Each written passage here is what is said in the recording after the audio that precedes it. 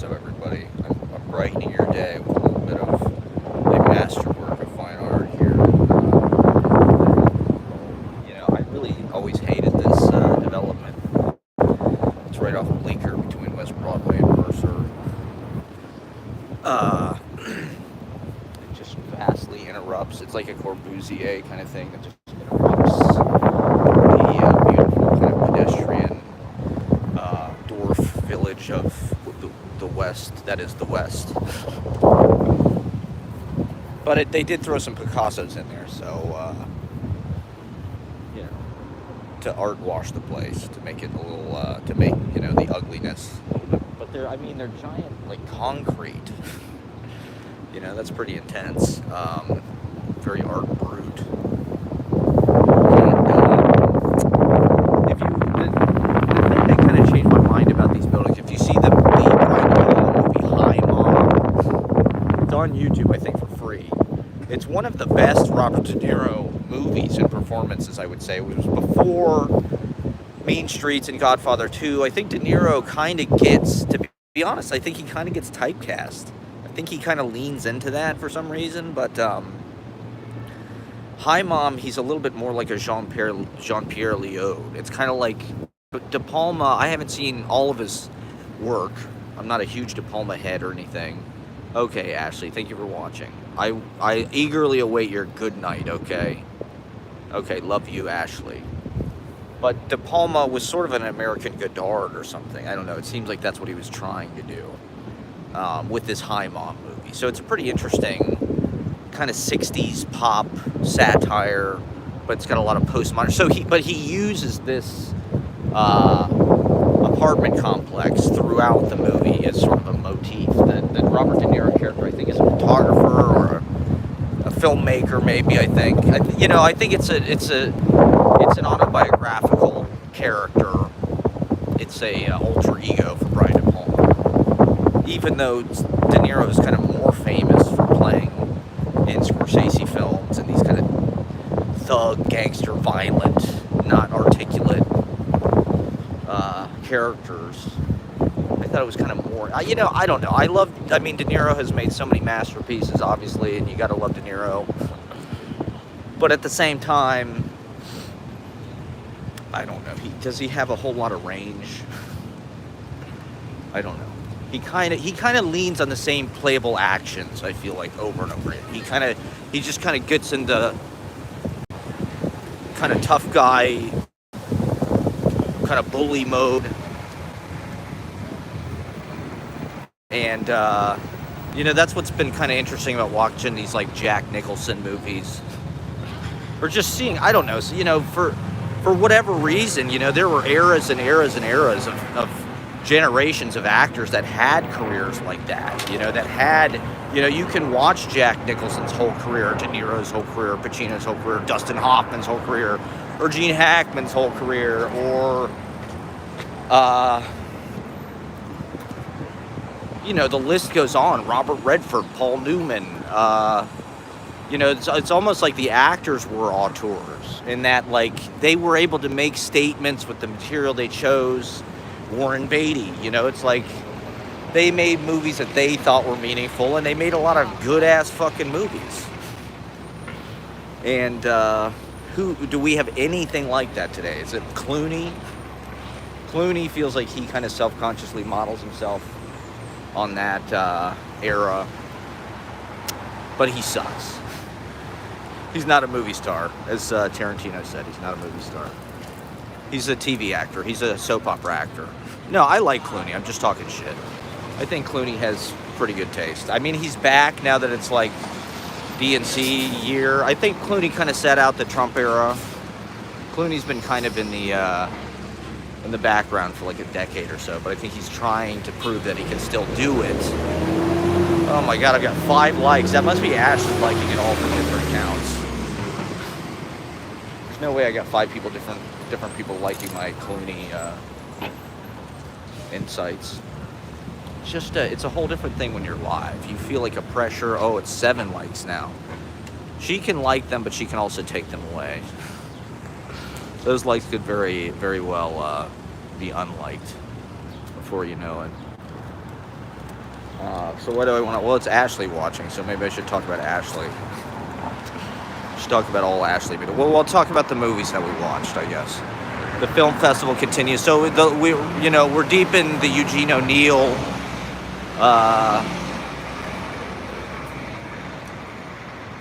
study unit. We're in the Eugene O'Neill unit, the great American dramatist. That somehow, I was a theater major. I went to a lot of different colleges. I was a theater and English double major, and I don't even think we ever read a Eugene O'Neill play. I don't remember any being staged in Columbus, Ohio when I lived there. And, frankly, you don't see them in New York that often. I think they did The Emperor Jones or something a few years ago. When was the last time they did a big Eugene O'Neill Broadway? I think Denzel did The Iceman Cometh. I'm not sure how far that got on Broadway, but I'm pretty sure Denzel had a Eugene O'Neill.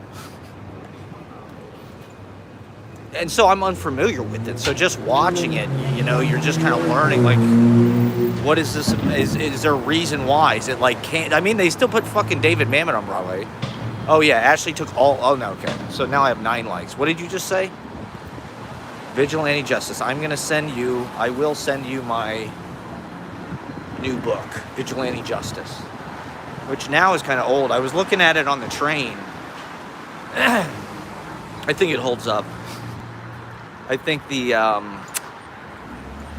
Montauk sequence is really nice. It's a nice little book within the book. It's a play within the play. We watched opening night. Rest in peace, Jenna Rollins and Alan Delon both died. So we have, giants of world cinema. Alan Delon, Jenna Rollins passed away. It was the night of the blue supermoon last night. Last night's open mic was kind of rough for me. I don't think anybody noticed, but it was a blue supermoon in Aquarius, which I thought was going to be some kind of real positive thing, but I think it just kicked my ass. Which is fine, we're on Earth School to receive an education, and so when you have bad nights, you get stronger. The roots grow. The roots grow deeper so the tree can grow taller. And so when you're growing underground, maybe people don't see that, but it's there. And I don't even think the audience really noticed. The beginning of the show was really messy. I've been trying to do different theme songs. So I played In the Air Tonight, Phil Collins. I was going to start with In the Air Tonight. I don't know. It was a high idea I had on the train. I should have known not to trust it. But I was on the train and I saw a video, Miami Vice, Phil Collins In the Air Tonight moment. This is like some famous use of this song. They used this fucking song on Miami Vice. And of course, everybody knows that drum break, So I thought, this would be great for the blue supermoon. I don't know, it felt like a blue supermoon to me, that song. Okay, love you, Ashley. Good night. We'll talk to you in a little while.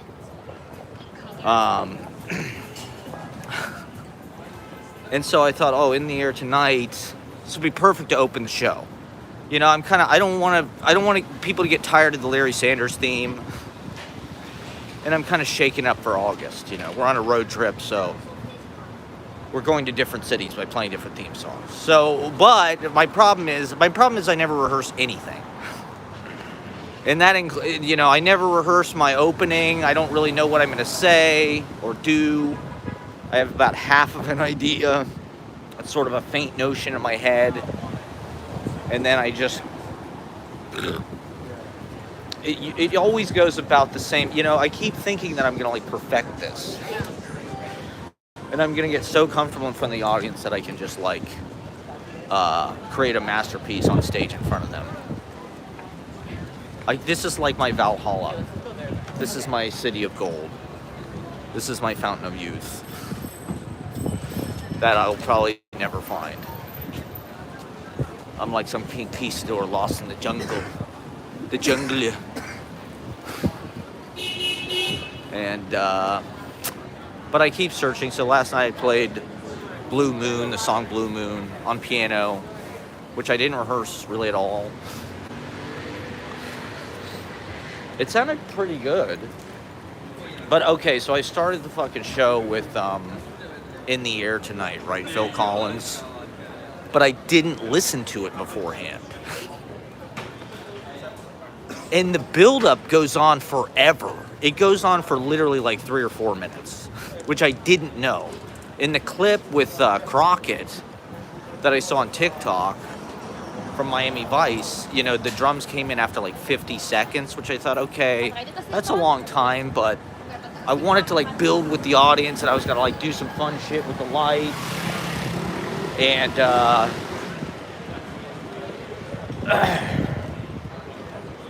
I should have listened to it beforehand, because it literally is like fucking 4 minutes before the drums come in. And it's not even that good of a, I don't know what, I should have rehearsed like the lighting with the, you know, to like get it synchronized and shit. I wanted it to be some kind of like pyro, you know, like they have pyro go off at the beginning of Monday Night Raw. I wanted it to be like pyro. I never really used the lights that much at KGB, but it's like, it's one of those things that can add a little bit to the show, especially if it's your first time there. If you're the audience, it's like, whoa, this is gonna, wow, this light show, you know.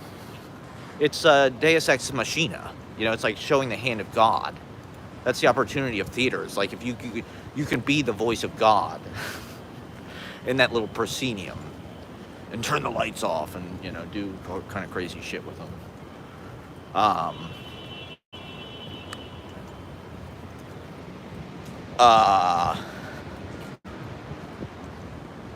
And so I hit the lights on the stage, and I start playing the fucking Phil Collins song from the beginning of the song. And it literally, I hit record on my camera, and it goes for like 3 fucking minutes, and the drums still haven't kicked in. And I lost the audience. I mean, the audience had no fucking clue what was going on. The thing about that Larry Sanders theme is it quiets everybody down. It kind of intros for you, because Hank gives that whole speech about the applause and shit and applesauce. And I do feel a little self-conscious about it, because it's a little narcissistic and self-centered, that whole thing about the better you are, the better Larry is. Every time he says that, I'm like, ugh, this feels a little cringe and self-serving. But that it's just the perfect, you know, then when that music hits, you know, that late night. So I'm trying different shit with the intro music. Note to self, In the Air Tonight, the fucking drum fill comes in 4 minutes into the goddamn song. So I'm sitting there, you know, the lights are out, waiting for this fucking, and it just sounded like I was just playing more music for the fucking cocktail hour. So then when I went up on stage, it just had no impact at all. People didn't know what the fuck was going on. Nobody clapped. Please clap. I need a please clap sign. You know, people make fun of Jeb Bush for please clap, but like my whole career is please clap. That's the sad fact of being an open mic, pathetic piece of shit. Your whole career is just please clap.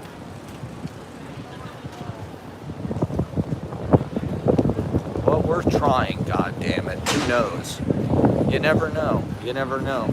You know, maybe just one day everything will change and you'll just break through. Overnight success. That's what we're wishing for, that little twist of fate. Is that pathetic? To hold out your breath. So anyway, yeah, so the beginning of the show was messy. So I get up on stage, it's like people are talking. And then, I don't know, the comedy thing, I think I'm going to institute a rule. No male comedians before 11 p.m. That seems to be the difference. Like, if you put female comedians on stage, they always have something smart, something sensitive, something with some nuance, something not racist or offensive or sexist. You know, they're usually pretty good. They usually can kind of like have a healthy relationship with the audience. not start yelling at people, not do something. So this is kind of the second time. I mean, this is the second time this has happened, like probably a month or something, where I put a comedian on early, and they just kind of blew the whole show in half because they just tried to do crowd work, and it got like kind of awkward and aggressive, as it often does with these folks. You know, it wasn't really anything unusual. Is this Morgan Street? It's kind of interesting.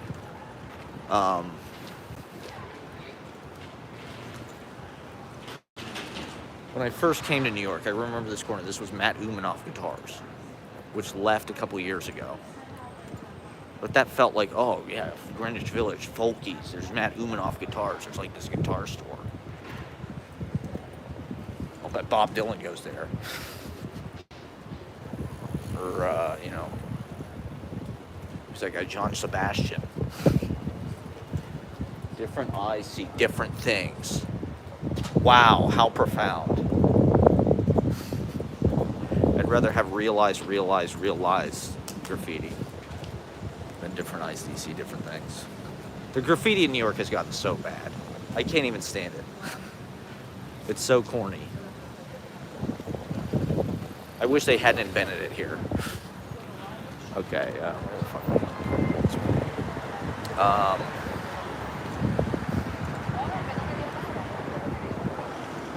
they gentrified the graffiti.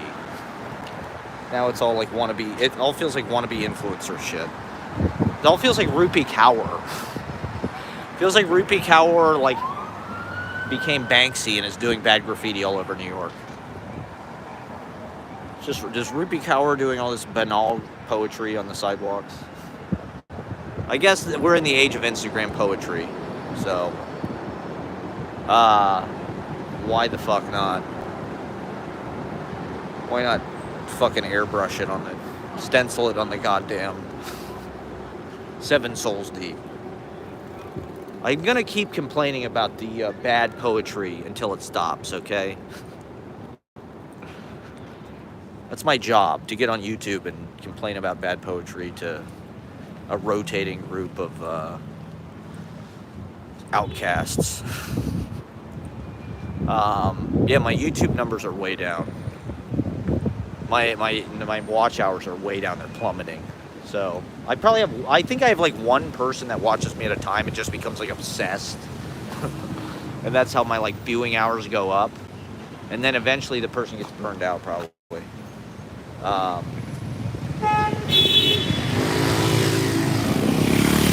me go up beautiful Morgan Street. Morgan Street's one of the best streets in New York.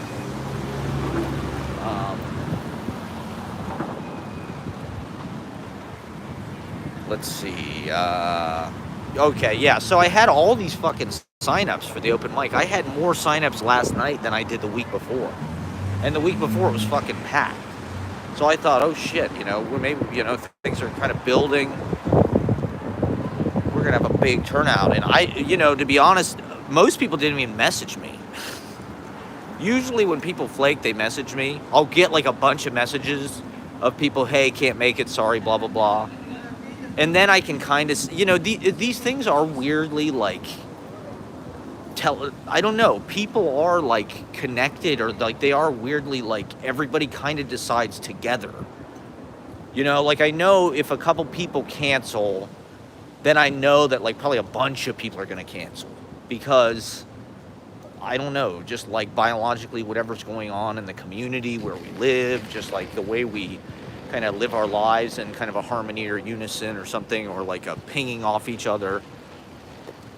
I just know that like, and so I got a couple cancellations early in the day yesterday that were kind of frustrating, because, you know, I'm trying to build an exciting show, and, you know, I had a couple of bigger acts drop out, let's say, and so, but you know, I didn't have a bunch of people saying, hey, we're not coming, or this or that. So it kind of rained a little bit. We're having nice weather. It's like 70 degrees right now.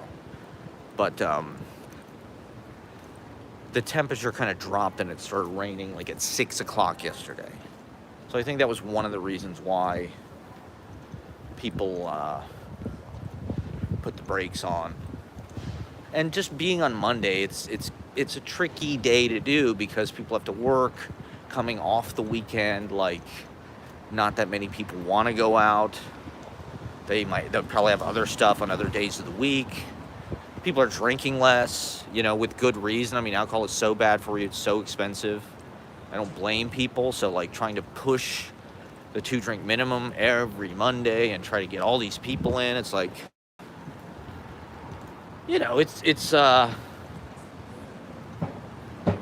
we're trying not to burn people out, and we're constantly having to grow. We're constantly having to bring in new people, which I love to do. But, people do kind of burn out eventually. And also the culture is changing. When we started COVID, we were kind of coming out of that COVID moment. And so people had savings. They were working remotely.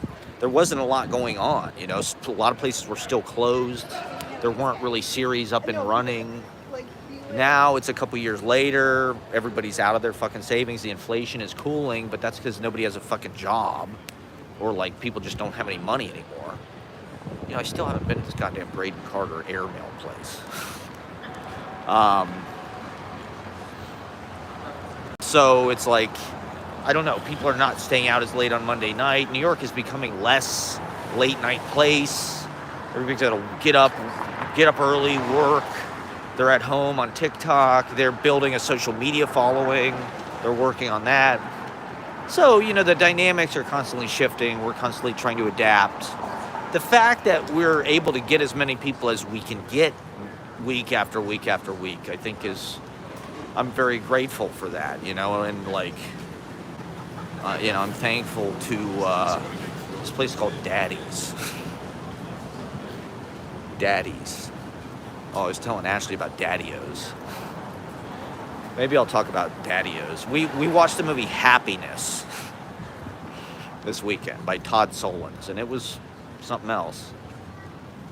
People that have seen it might know what my reaction is kind of about, but maybe I'll get into that in a little while. Not yet. We're talking about, so the open mic, so I had all these fucking people signed up. So I was pretty excited about it, I'm like, oh shit, okay, here we go, let's have a great show. Last week was super packed. About once a month, maybe twice a month, we get a super packed show. But I've been getting way more signups. Normally recently I've been getting, 25, 26 signups or something before the show. And we usually, we've been hitting our sales target. We've been doing well in sales. And so that's kind of the prime metric that I go by. And it's summertime in New York, so everybody's out of town, So, like, we've been doing better than we probably would have expected. Because, last summer and just summers in that room, red room, they don't necessarily get, like, huge, it's like everybody, the demographic for that all leaves town, all the rich Manhattanites in Soho or whatever, the East Village, they all leave town. They all go to the Hamptons or Italy or the Olympics. The rest of us we're showing our ass because we're still in New York doing the same lame ass shit week after week after week. We got nothing else. This is all we have. So we're beating it into the ground. We're running into the ground. Well, I don't know. It doesn't feel that way. It feels like something that Manhattan needs that kind of nexus of artists and disciplines and bohemians and blah, blah, blah. So anyway, I had all these signups for yesterday. And I would say at least half of my signups didn't show up. Maybe more. Probably more than half. I mean, we still had a great show. We still made money. I still got my target and everything. And we even got to go home early, really. So, like, in a certain way, those are the best shows. The best shows where we're busy, because to be honest, we don't really make that much money the last 2 hours. Like, usually we run a comedy club from midnight to 1 a.m. for free out of charity for these poor lost souls. These toxic male. I think they should just ban stand-up comedy. It's bad. It's stupid.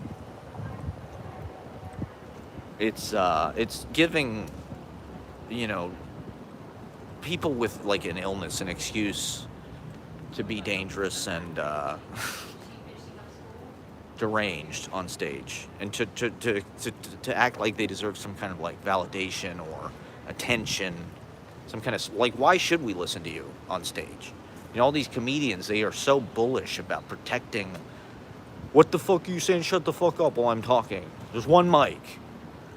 It's like, well, you should be fucking more interesting if you want people to watch. You know, that's one thing that I've kind of learned through doing this, is just like, you can kind of feel an audience's attention. You can feel when you really sink into something, and when people are really listening to you, and when you've got the whole room in the palm of your hand or whatever. And then you can feel when they're phased out and starting their own conversations, and you're losing them. So like last night with my opening, it's just like I kind of lost the audience right away, because my opening was so messy, and I could feel just like the whole rest of the night I didn't really have that much authority. But, you know, the show went well. We had an early, you know, this is one reason why I put the stand-up comedians on early. They're always badgering me to go. And I need people to go first, second, third, which not that many people want to do. You know, usually people do not want to go first or second. They want to go fifth. You know, they want to go when there are shitloads of people there. But, what a douchebag. Not before the audience has been warmed up and they've been able to kind of see what else other people are doing.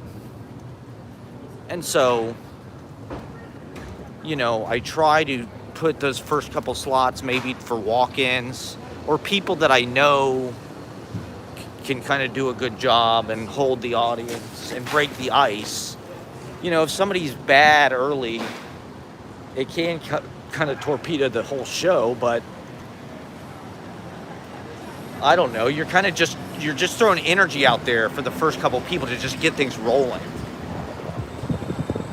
I try to put the best people I can on the first couple slots, people that I know are good.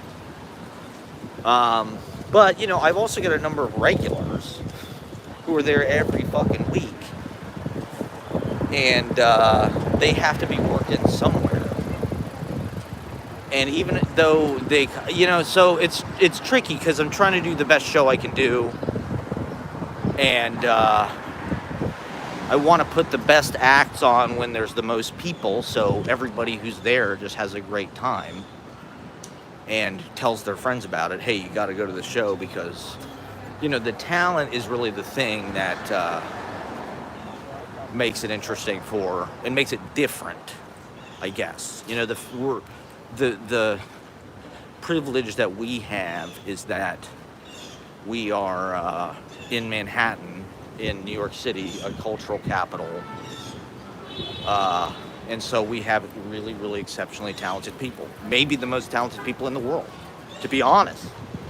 I mean, in the English-speaking world in America, I don't think there is another place where you would go where there's more talented fucking people, to be honest. These kids are laughing at me. This kid got a fucking baseball bat. And so the open mic, what's up? Yeah. What's up, guys? That's sick. Give me a toilet! Yes, sir. Good luck. All right. We got blessed by the skibbity toilet. It's those moments. It's moments like those that make this this in-person experiment worth the good old West Village, full of skibbity toilet riz. The kid like spit on me, literally spit, like flew, like, you know, it was one of those moments where you see the spit fly through the air when he yelled skibbity toilet. How do I highlight that? Can I, let me bookmark that moment. There's some way you can like bookmark the highlights somehow, I don't know. I don't want to disrupt. I don't want to endanger my skibbity toilet. I mean, come on. Gen Z has spoken. The brain rot has spoken. Skibbity toilet indeed, youth of America. Okay, so I'll clip that one out. Yeah, so I don't know. I'm trying to do this Labor Day thing. I don't know who the fuck I'm going to get to. You want to perform, message me if you want to be on the Labor Day telethon. I've got some good acts, but it'll be different than last year probably. I don't know. It's just like the vibe is different than last year. And I don't think that's entirely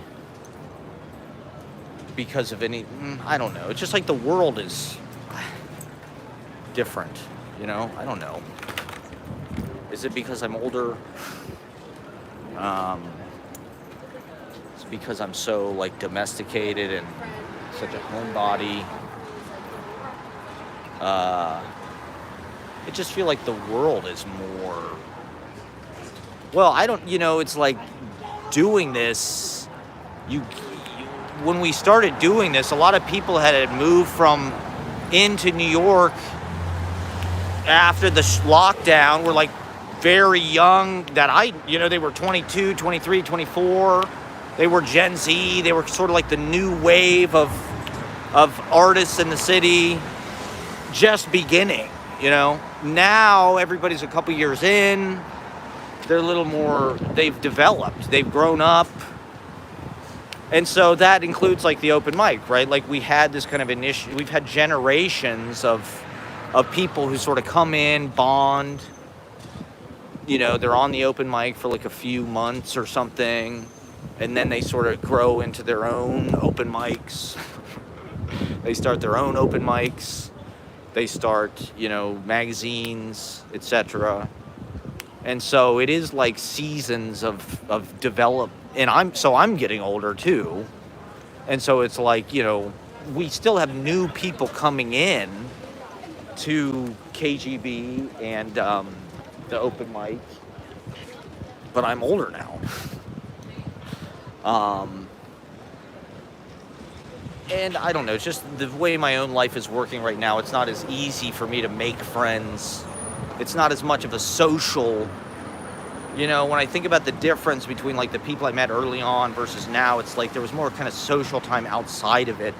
Now it's like people see me behind that podium. That's about it, really, actually. Unless they watch my live streams. You hear me talking shit about them behind their back. Just kidding. You all do it. We all are feeling feelings all the time, okay? So I have 100% transparency on the internet. Ow.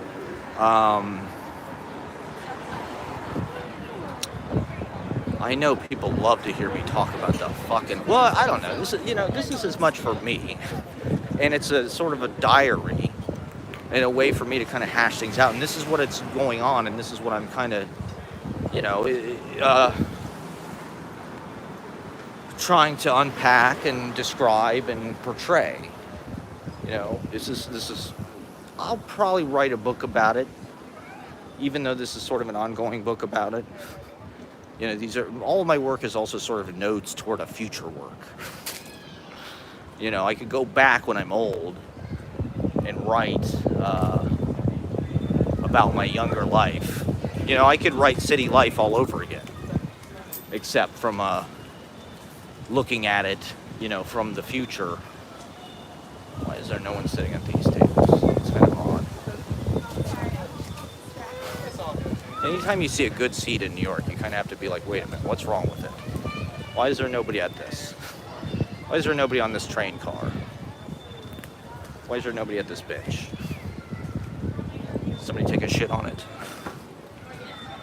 Okay, so anyway, we'll sit for a second.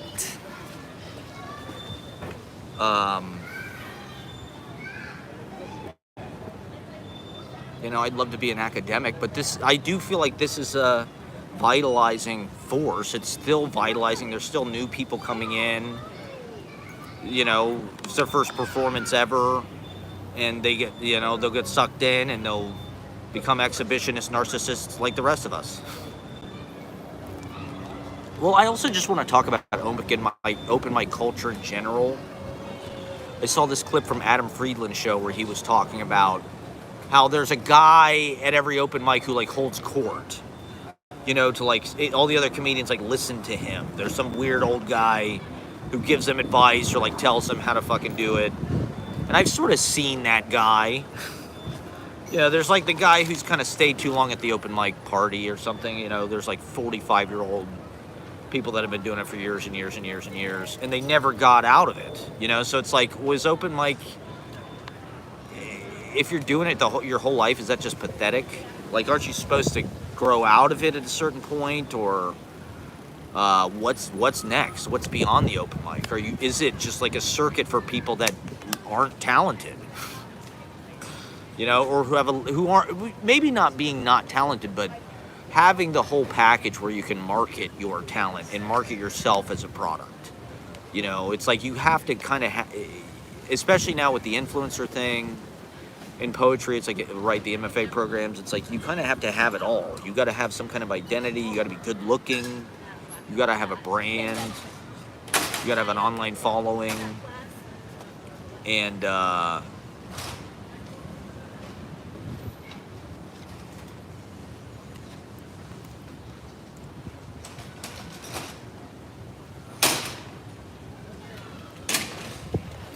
we're all trying to build that. You know, the open mic is like the Timothy Ferriss, it's the Robert Greene way, it's the path of mastery. You know, it's like it's the place, it's the crucible. You go, you work in hopes that someday you're gonna get it. Something's just gonna click. But it's also like, well, are we at the open mic because we haven't made it into anything? You know, like we haven't been plucked from this hell purgatory of open mics. Like, you know, I don't know. That's what's, I feel kind of pathetic being like the open mic guy. I feel like hosting this thing and promoting it week after week and posting pictures, it's just like reinforcing people's ideas about like who you are, you know, like, oh, okay, well, you're sort of this weird stand-up comedian, like open mic host guy who does poetry, and you're sort of, you know, you're kind of reinforcing like these are the people that that fuck with you, that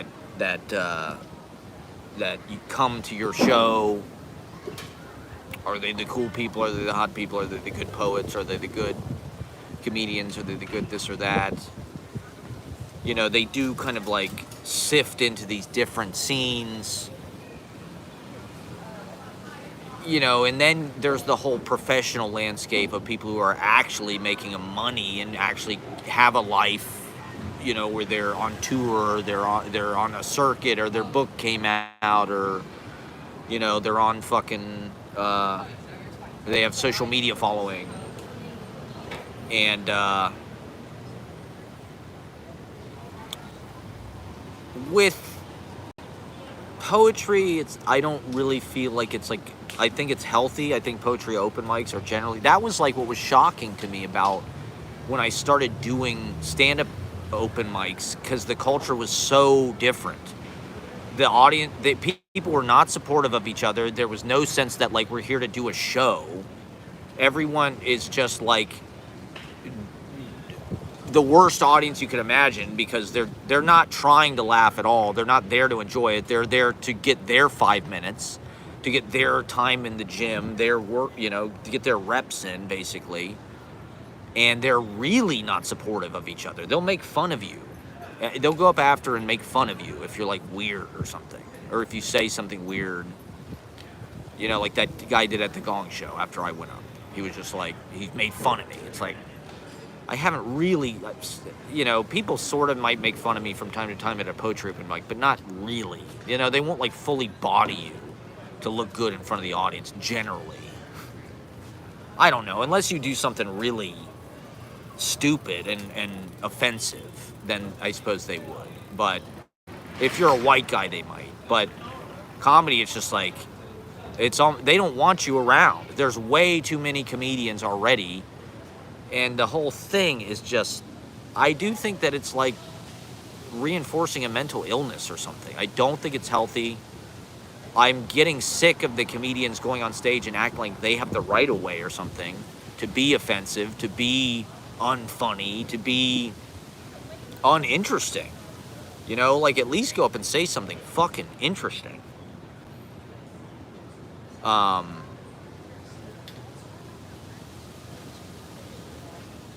they want validation for their bad opinions and their bad mental health. And with poetry, I don't find that at all. I find people really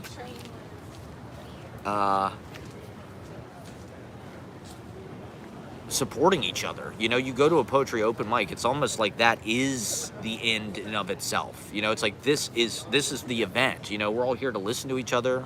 We're here to get up and support each other. I did stand-up comedy once. Yeah, it's often the most awkward experience ever. It usually is. That's what's fucking so, like, it's almost impossible to do. Well, and so many people just take an unoriginal approach to it. I feel like it could be just more interesting. You know, that's what's frustrating to me, is like the fact that people get up on stage and try to be funny in such huge numbers. It's like, why not just get up? Like, I love the idea of having talk houses. You know, just get up on stage and just be interesting. Just teach us something, lecture us. Half the room was surly drunks who watched 3 hours of people bomb, the other half with a band waiting to set up. I mean, yeah, there you go. Well, that's a big part of it.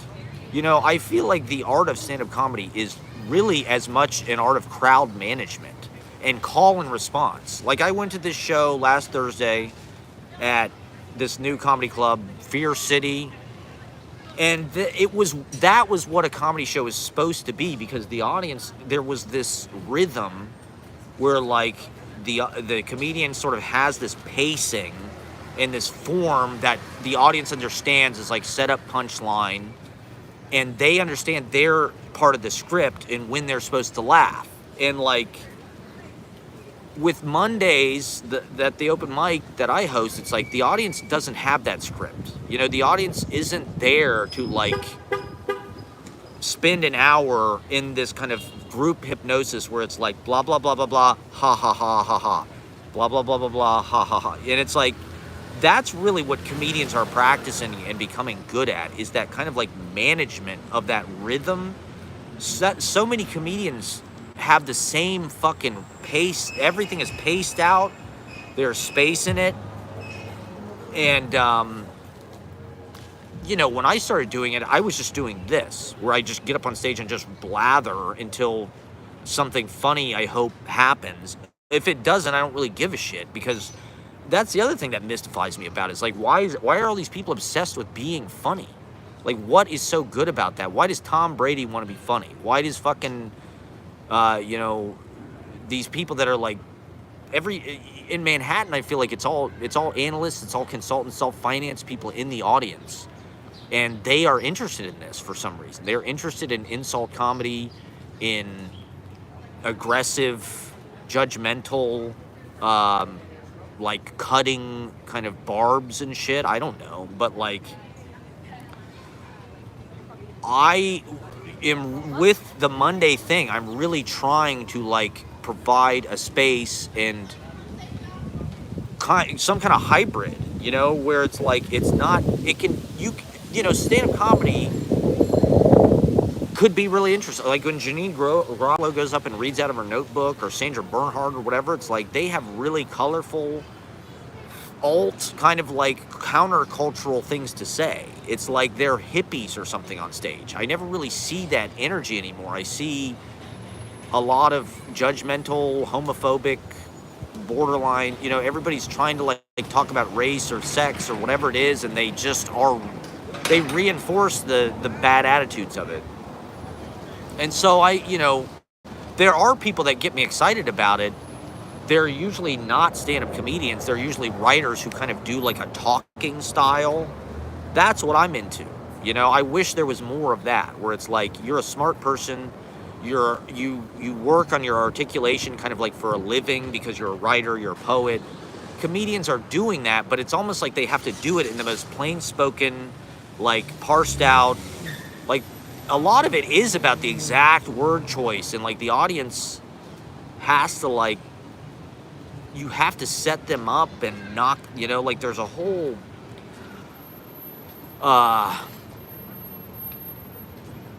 like craft to that of just like getting the audience ready for the kind of like left turn or whatever. And even, dude, I mean, that fucking improv show that my brother played on in LA, famous comedians would bomb. They usually would bomb. You know, Kevin Pollak would get up there, or some, you know, certain people would get up there, and TJ Miller, and it would be horrifically awkward and embarrassing for everybody. And these are famous people that make money doing it with material and shit. And it's like, to be honest, alcohol, I do feel like has a lot to do with it. Yeah, definitely. Absolutely.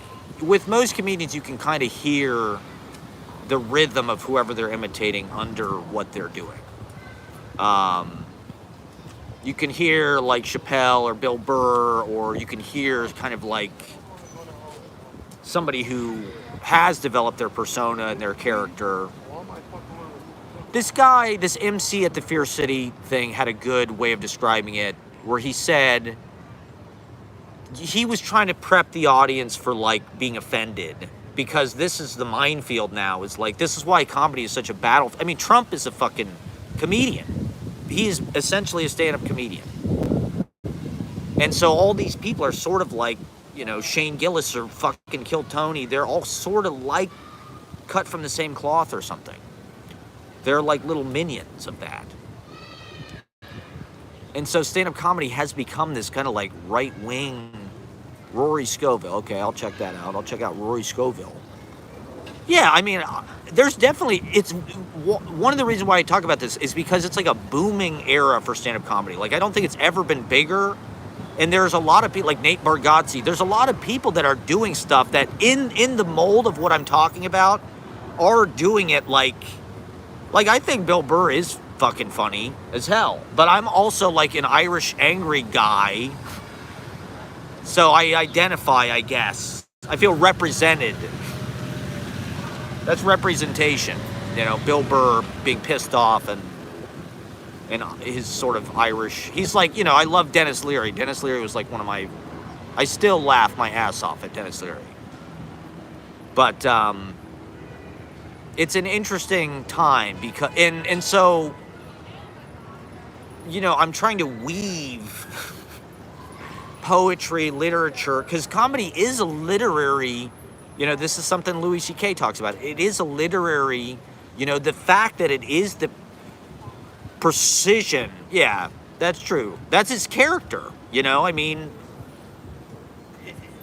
these are kind of archetypes, I feel, you know? Like, they're tapping into, like, an energy that's, like, familiar, but they're embodying it or something.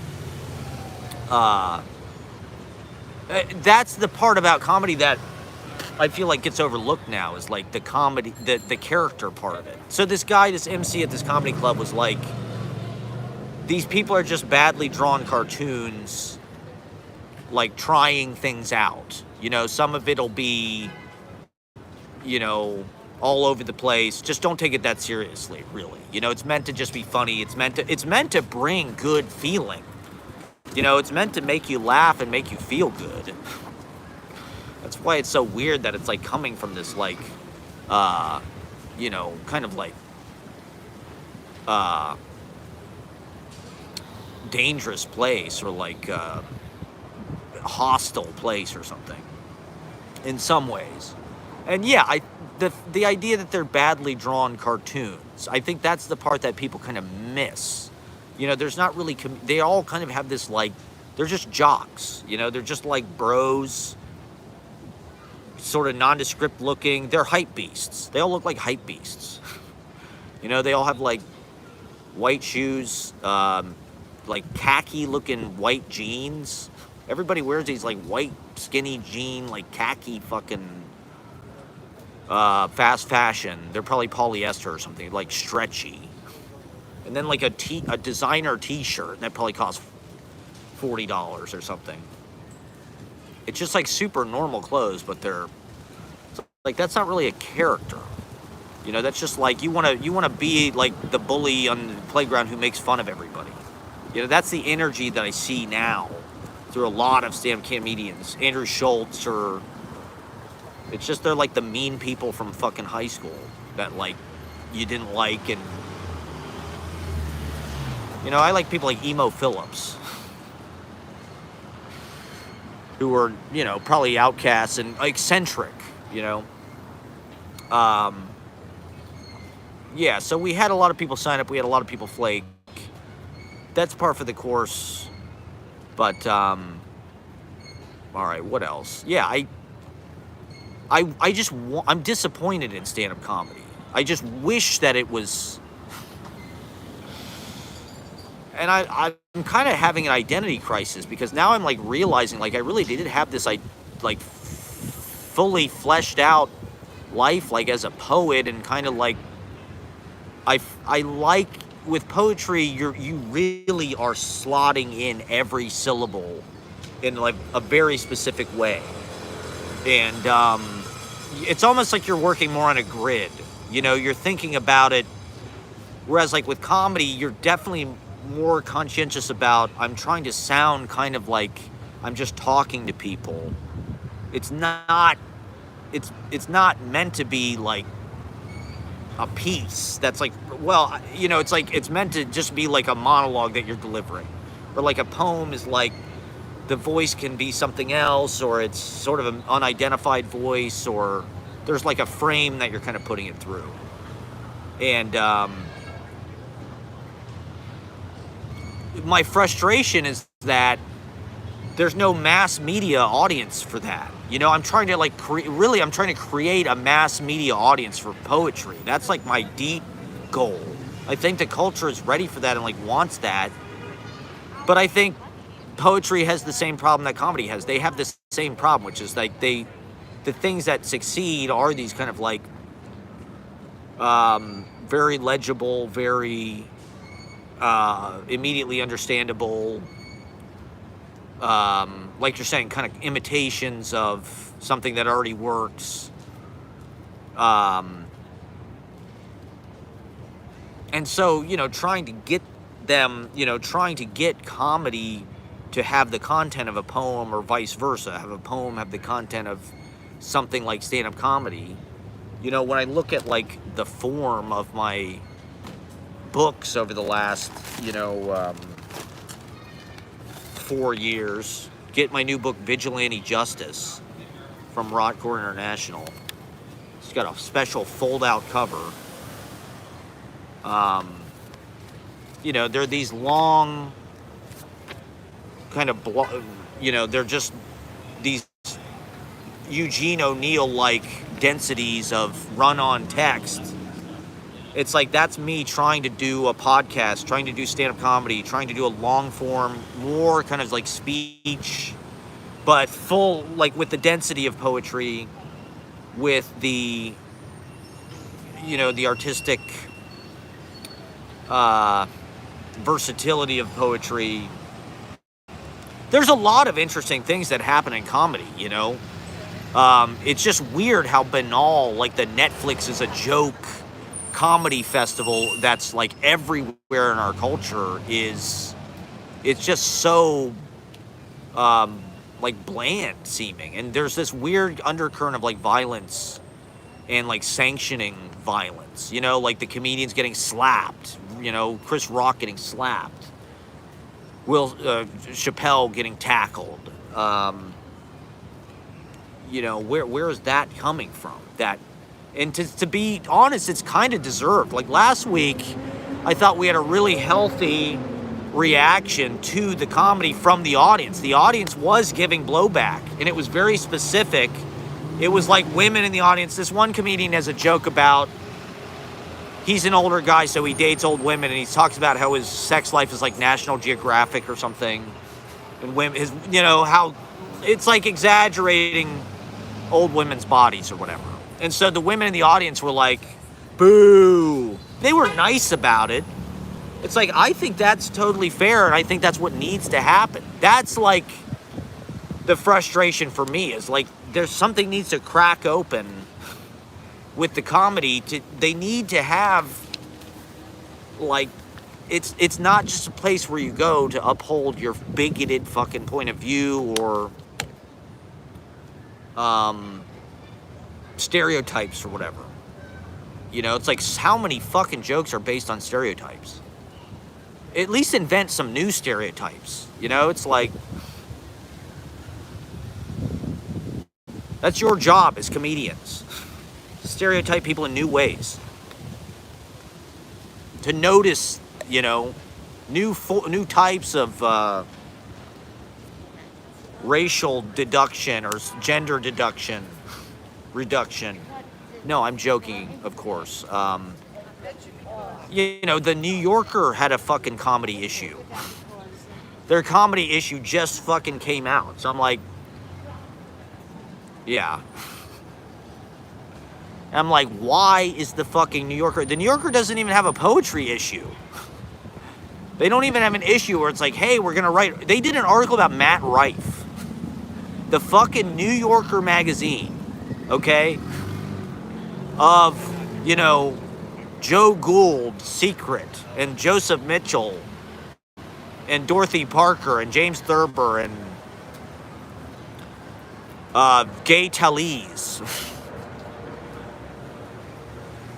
Frank Sinatra has a cold. And now Matt Rife. The list of illustrious profiles, colorful, eccentric cultural leaders at the New Yorker magazine, the most prestigious literary establishment probably in the culture, I would say, did a long profile of Matt Rife, who comedians don't even like. Comedians are even like, who the fuck is this guy? He got viral because of his jawline or something. But they wrote a whole fucking article about him in the New Yorker. It's probably 10,000 words. Thank you, David Remnick, for suburbanizing the New Yorker and making, I guess that's what New York is now. It's not this little magical druid place of, they're still here, but they're so blown out by the corporate suburban bullshit. The Chipotle boys, the generic boutiques that, like, what the fuck even are these places? Just rich people, money laundering, trust fund, venture capitalist, trust fund, money laundering, Reaganomics. And so we're trying to destroy stand-up comedy. We're really trying to destroy it and make it funny again.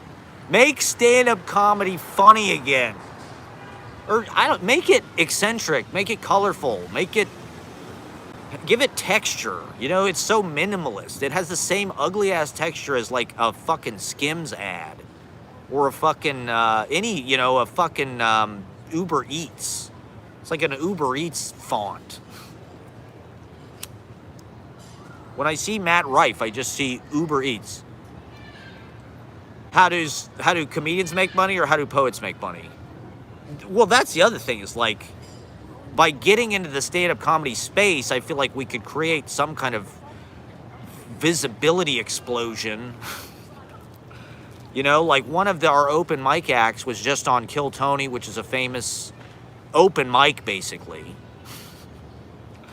And knick-knack stores. Yeah. How do they make money? I don't know that they do make money. I mean, they sell their clothes for $400. They sell jeans for $400. They're underwritten by, generational wealth and shit like that. They're not really, they don't have to make money. They're the only people that can afford these fucking, I don't know. I don't know why there isn't more idiosyncratic stores on Bleecker Street. Like when I first came to New York, there were all these Marc Jacobs stores on Bleecker Street. There was it was kind of famous. Bleecker and West 4th were like it was like Starbucks. There were so many Marc Jacobs stores. There was like 3 or 4 Marc Jacobs stores. There was Marc by Marc Jacobs. There was Bookmark, which is still here. Bookmark's right there. There was like Marc Jacobs Kids. You know, at least that had some fucking style. Like Marc Jacobs, at least that's like kind of like a artistic brand or something. It had some panache.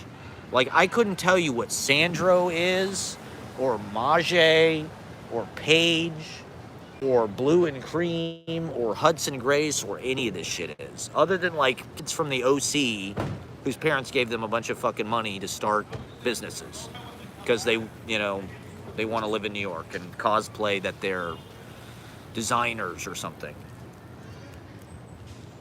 And so, you know, we have a economy that doesn't mean anything because it's all just like,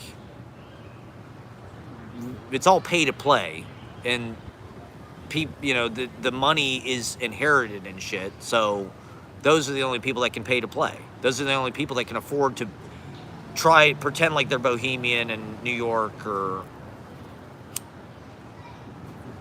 they're poets, they're stand-up comedians. They're really like coders, or their parents are rich, or they're finance people, but they are able to go out and do a bunch of open mics. And so, I mean, that's the thing about the stand-up open mic culture, is like I don't know that it's reinforcing like a good thing. You know, with poetry, I feel like these people are like nurturing each other, they're listening to each other. It's like a community. You know, there's like this building. It's like raising a fucking barn or something. You see that with comedy too, but it's like more often than not, it's just like a scarcity. It's a desert of attention. The back rooms of these comedy clubs are really dark, empty, starved places. And well, I also think there's a big gender divide. That's another thing that I'm noticing, is like, that's why I said no male comedians before 11 p.m. Yeah, the music scene in San Francisco sucks now. It's a lot like, yeah, exactly. I mean, has San Francisco turned around at all? Like, you do hear these reports about rich people are leaving, or the rents are going down because of the homelessness, because of the, you know, how crime-ridden it is. People are leaving, tech people are leaving. Is that true? Is San Francisco, is it possibly going to get cool again ever? Or the tech people just going to be like, you know what, fuck this. I don't want to be around the psychedelic, Parliament funkadelic homeless people on the BART.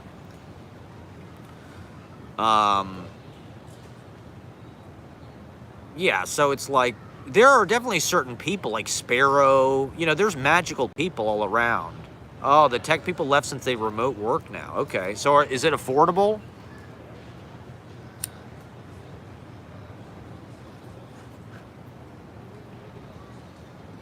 I mean, New York music, it's the same thing. Everybody thinks they're in the Strokes or something. They think they're in this like meet me in the bathroom like moment, and it's just, what's up, Starlight Sunshine? How you doing? It's more affordable than it was in 2019. Okay, well, that's the right direction, I would say.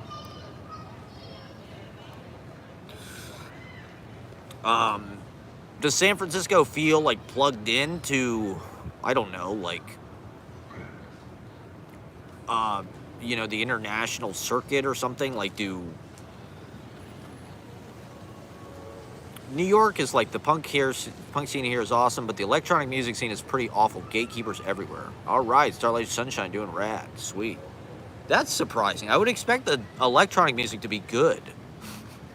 Also, I heard Burning Man is the ticket prices are going down for Burning Man. It's like the first time in decades that like people don't want to go to Burning Man because of the big rain out last year. So is that also an indication that the tech monopoly is loosening its grip? I blame those people for how banal and I think they like stand-up comedy. I think tech people like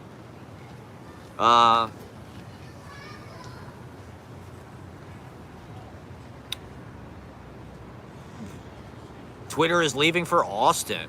I heard like Elon Musk borrowing money to buy Twitter is like causing certain banks to fail. Like they literally cannot underwrite the loans that they gave him because like they loaned him like different banks, a bunch of different banks like lend him the money. And it's failing so bad that literally like the banks are going down because Elon fucked up Twitter so bad. Which I'm not surprised at all. I mean, I stopped using it when he bought it. Because it's like, I don't want to, he's a moron. You know, he's an emblem of this, Austin's got a serial killer right now. No shit. Hopefully they'll kill Elon Musk and Joe Rogan and, here's the deal. Here's what we should do. All the stand-up comedians, just move to Austin, Texas. Look, you can have Austin, Texas. It's already done. They've already sold it. It's already given over to the locusts. Just get the fuck out of New York and LA and San Francisco. We don't want you. We don't want your toxic right-wing point of view. Austin, Texas, they love it. Go to the comedy mothership. Okay, go home, be with the aliens, be with Rogan. Be with Rogan in Austin, Texas. Just please leave us alone in New York. New York is for the artists, it's for the bohemians, it's for the abstract expressionists and the homosexuals, the queers, the trans, the Puerto Rican, the black, the Irish, the Italian, the Jew. I'm getting into stand-up comedy territory here with my New York is for lovers. That's exactly right. New York is for lovers. That is true. You know, I mean, how often do you see in a comment section, oh man, New York, it'll never be the city that it was in the 80s. It's changed so much. It's unrecognizable today.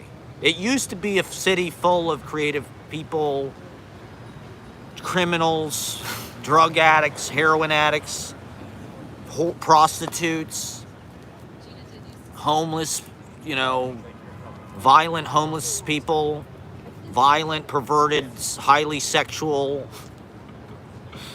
sexual predators. Yeah, New York is still, infrastructurally, it's still the best, setup. It's still, the easiest place to get around. It's all here. All the fucking hot people are here. Being hot. Cosplaying that they're artists. Trying to win a golden ticket. And it is great. I wish that I would have traveled more in my youth. That's my big regret in life. I wish in my 20s. My advice to anybody in your 20s or younger, if you're 18, just go travel. If you don't know what the fuck to do, just save money somehow. Get money however the fuck you can. Sell drugs. To be honest, sell weed. Sell weed, get laid, and travel. Go do open mics, be an open mic psychopath. Yeah, San Francisco. I feel like everybody in the coastal cities has grass is greener. It's always oh. And honestly, the people that I vibe with the most here are people from San Francisco. Almost all the people I've dated are from Bay Area. A lot of the people I get along with in New York are from the Bay Area. And so I'm should I just fucking move to the Bay Area? Do I actually get along better with those people maybe? Maybe I am more of a chill California dude than I think New York doesn't, you have to be aggressive here. That's the thing that I've really noticed, particularly in the last 2 years, is just doing this open mic, there's so many fucking people trying to do it and trying hard. These people are motivated, they're working. A lot of them are successful. A lot of the people that are on the open mic have tens of thousands of followers, millions of views on shit. They're getting traction. And, yeah, there you go. The grass is always greener. But it's just you have to be incredibly aggressive. And you got to get lucky. You know, I think, human relationships are the biggest fucking thing. The best thing you can do is just go out and be with people as much as you can, because that's what makes the world go. That's how you get jobs. That's how you get opportunities. You just have to follow the scene, follow whatever it is. If you want to be in fucking movies, if you want to be in comedy, if you want to be in poetry, it's just like you got to get out amongst the people that are doing it in a public way. And that's where opportunities will come from. They have to know who you are. They have to recognize you and like you, like your work. It's that simple. They're looking for people that they can book and who will open for them, or who they can publish or whatever. They're looking for people who can do these jobs in a very competent, exceptional way. And you just have to be that person, and you have to get out there. I do worry that, like, if you spend too much time out in trying to establish like an open mic presence or something, it's like, are you really doing the work? Are you writing? Are you rehearsing? Are you or are you just building this kind of public presence that doesn't have the goods? I don't know. I'm doing the same fucking off-the-wall, crazy, sloppy shit that I was doing a decade ago. I've gotten slightly more comfortable. But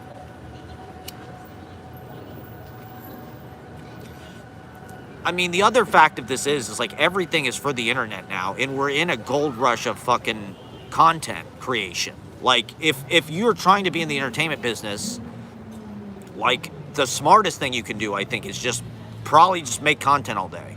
You'll get a lot further, a lot faster. Like, I just don't think the idea that you're going to get discovered live is going to happen. Unless some, like with comedy, it's like somebody who's established will bring you to open for them. It's kind of like that in poetry too. It's like people who are big names have pull, they have clout, they have visibility. If they like you, they'll bring you on, and they'll book you for readings, or they'll publish you, or they'll bring you to open for them on tour, or whatever the fuck it is.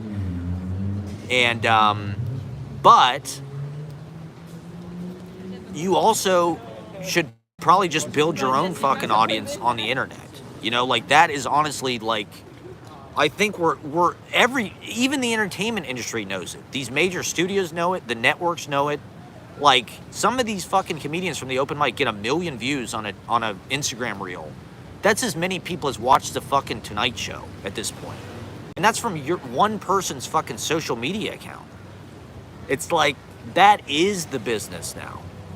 And so that's one reason why I am a part of comedy culture and stand-up comedy world, is because they are super motivated and all these comedians are making reels. They're filming little films, that they put on Instagram, that they put on TikTok. They do yapping on TikTok. It's like, I don't really see poets doing that. I see poets publishing magazines, which is cool. That is like the native medium, I guess, but I don't know why poets aren't writing plays or making movies, or they don't. It's like, I guess it's just a different goal. Like with comedians, the goal is to get famous, to get rich, to become like a professional where you can go on tour. With poets, it's like, honestly, a lot of times it is just like, that's the end of it. It's just like, I want to go read my poem to other poets and be around other poets and hear them. And it's a little bit more of a nurturing, but I also think there's a gender, like, not that there's not female comedians, there's tons of excellent female comedians. I would say that they're doing better than the males. They get further, they're funnier, they're smarter, they're more interesting. To generalize, to be sexist about it. Women are funnier. Are men funny? Are men actually funny? I don't think men are funny. I don't even think a man can be funny, actually. I don't think men are funny. Men are just not funny. I'm sorry, men, but you're not funny.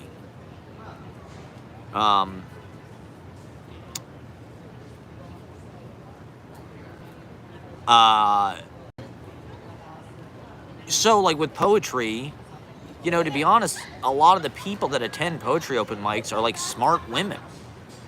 There aren't that many straight men that do it, to be honest. You know, I did it because I loved it. You know, poetry was just a thing that, like, in the water finding its level of my life, that's where I went to get what I needed. You know, poetry gave me the most information. It's because poetry is gay. Yes, exactly. Poetry is gay. It is gay. I think being gay is like being a metaphor. You know, it's like you're I don't know. You're saying that man is a vagina, which is a metaphor.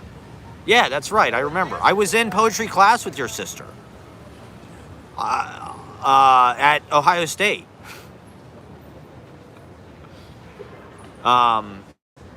Nice. Hell yeah. To live in that's what, yeah, there you go. Well, because, like, poetry is its own pleasure. You know, to live in poetry, if you're kind of a cerebral freak, like me, if you're a sapiosexual freak like me, then just like, it's like you're having this orgasmic tingling sensation all over your fucking cerebellum. Like, you know, at all, as you're reading, it's almost just like language is flying all around you in this magical kind of sparkling way. And so that is the joy. It's like its own drug, you know? I don't know if comedy is really like that. Like, do stand-up comedians just listen to stand-up comedy all day and, you know, they get that high, just like, I suppose they must. But there's something about the specificity of the syllable and the consonant and the sculpts, the chisel of the language that makes it this kind of tap dancing. Yeah, Mitch Hedberg is amazing.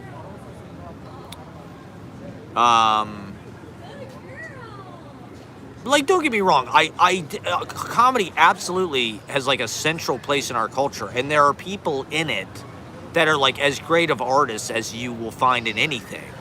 Yeah, Stephen Wright is amazing. Absolutely. Gotta fucking love Stephen Wright. They are like poets, to be honest. Really, my theory is that stand-up comedy is like a subgenre of poetry, actually. And there's varying, like, Stephen Wright is somebody that is very specific. He wrote a novel, actually. I was watching Conan podcast. Conan was, like, talking to him about his novel. It seemed pretty interesting. I would read Stephen Wright's novel. I bet it's pretty good. I'm sure he's read James Joyce and shit. You know, I'm sure he may have read Thomas Pynchon.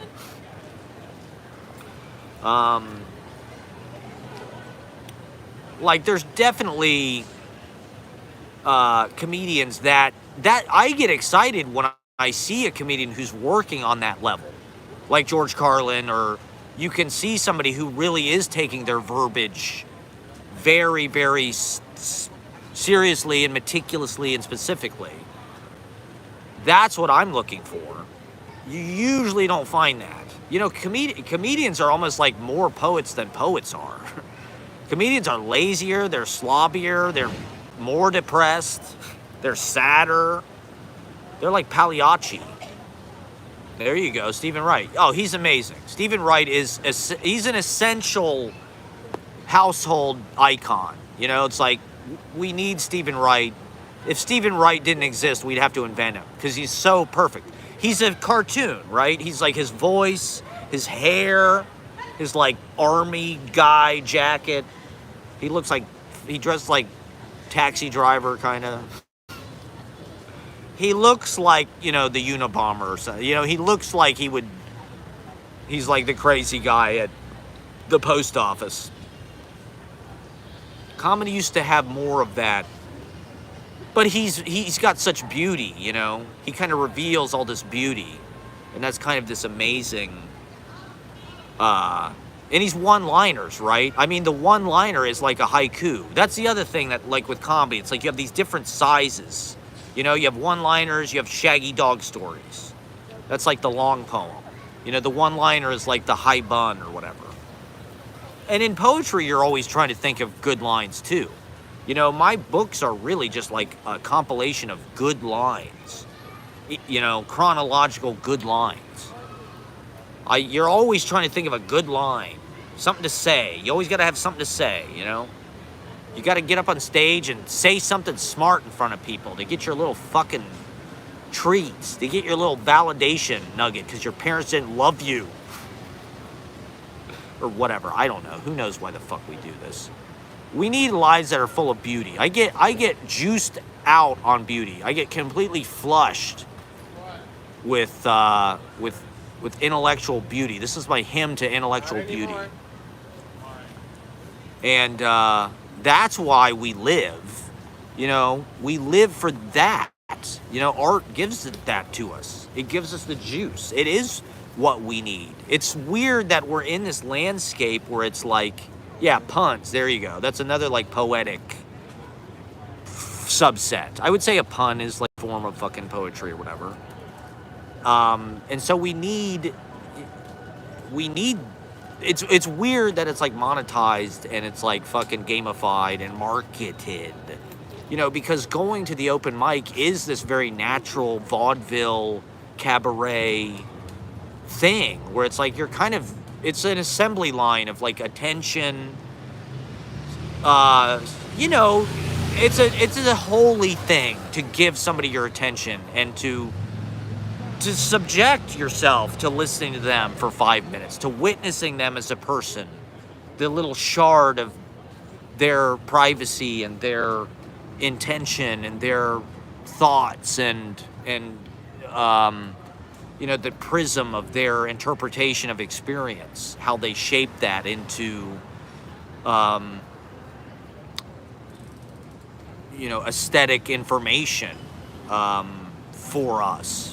Movies, music, performance art, a poem, a line, an observational joke, a pun. You know, these are all just like little amber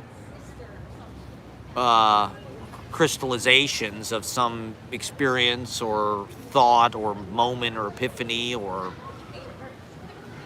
and you know, the open mic is in and of itself, you know, going and sharing all that beauty, witnessing all that beauty. You know, there's so many good songwriters, there's so many good piano players. What's the difference? There is a difference though.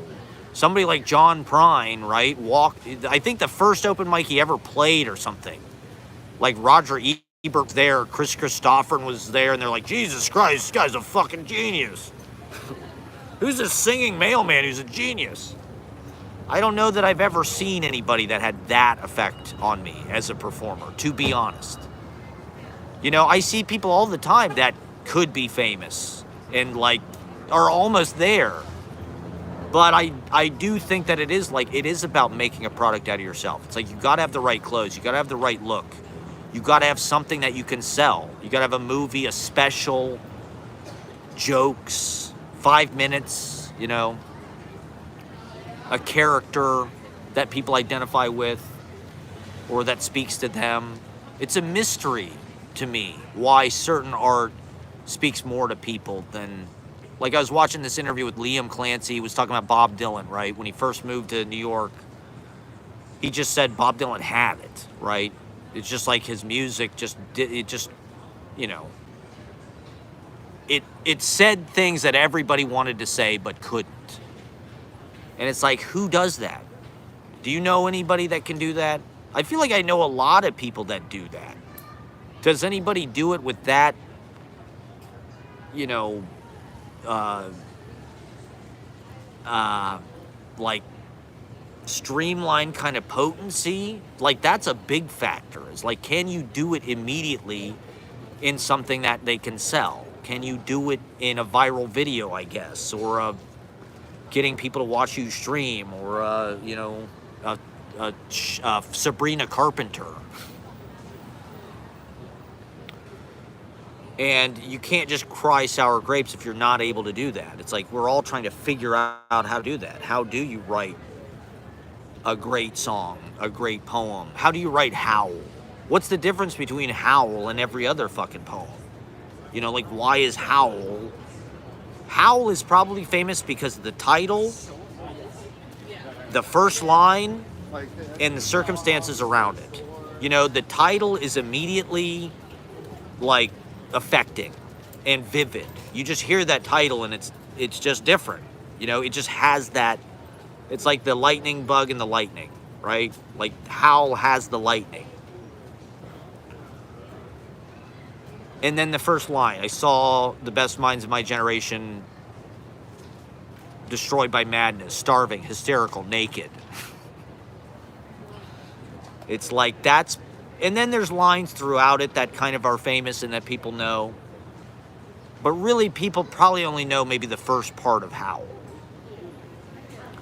But it was like probably the most famous. I don't know if anybody's written a poem that famous since then, actually. And it, you know, for me, it's been a mystery, like with music, right? A lot of times the melodies that I come up with, I'm like, this sounds good to me. And I've never written like a hit melody.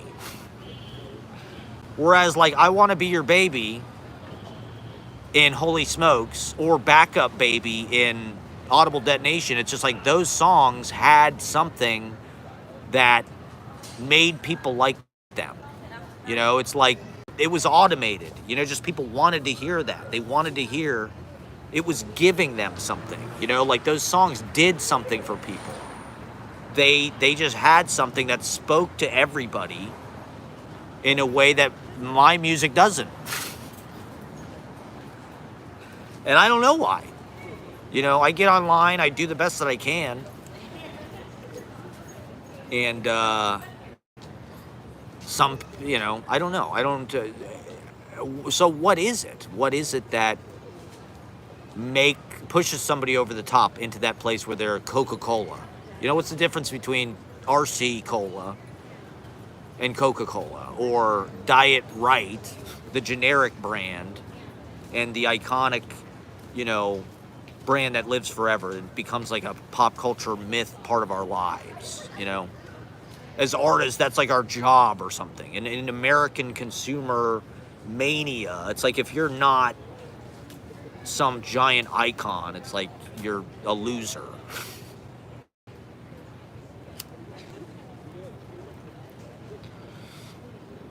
You have to write Howl somehow. I mean, Allen Ginsberg was in like copywriting and marketing and shit. When he was writing Howl, I think he had a job as like in marketing. And so that may have played into it. You know, he may have been thinking about that.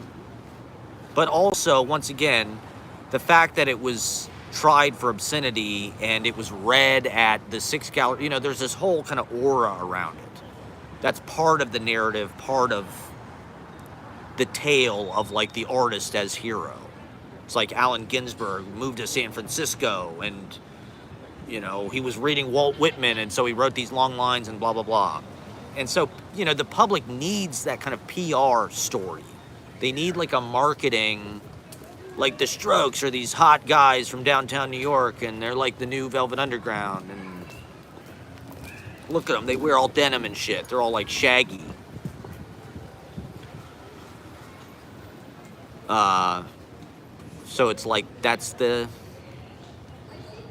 character that like people see themselves in. It's like you have to make yourself something people can like project themselves onto.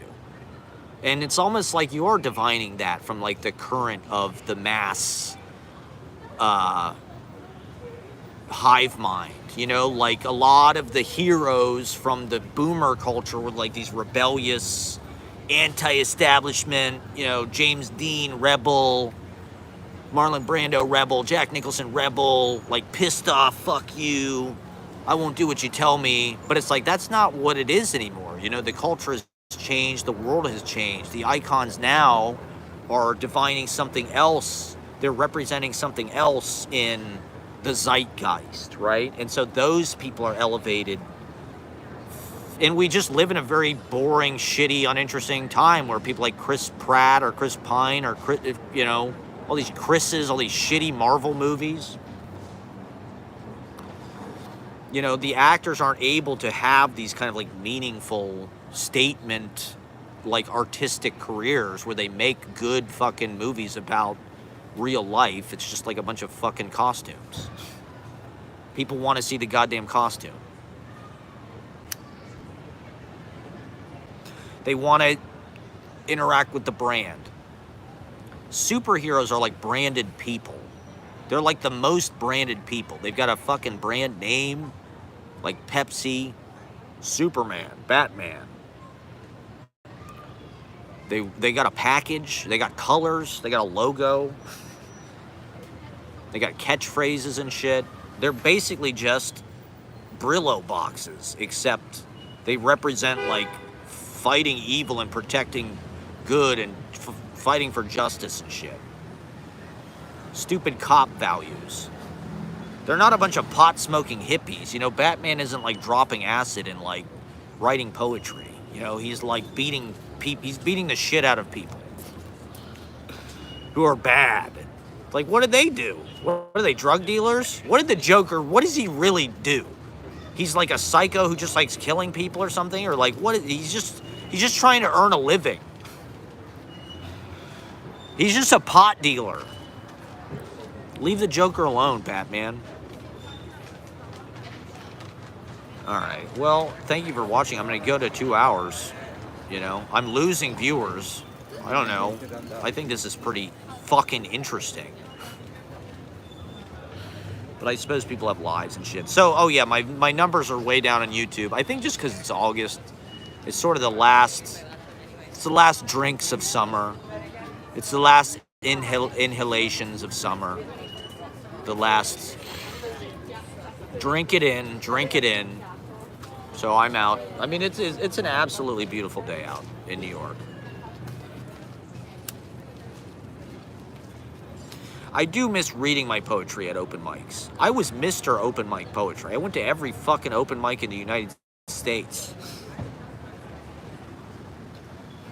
Because I'm such a toxic outsider. I must be a psychopath or something. No, I'm just... Well, the idea was you're sounding out the word all over the land for as many people to hear, and you're vitalizing people. You're trying to vitalize. You know, you're trying to get people awake and alive and moving and kinetic and printing and productive and energy, spark, you know? Get woke, you know? Wake up, read, think, perceive, look around you, be aware, talk to people, listen to them, you know, get their side of things, get their 2 cents, their piece of the action.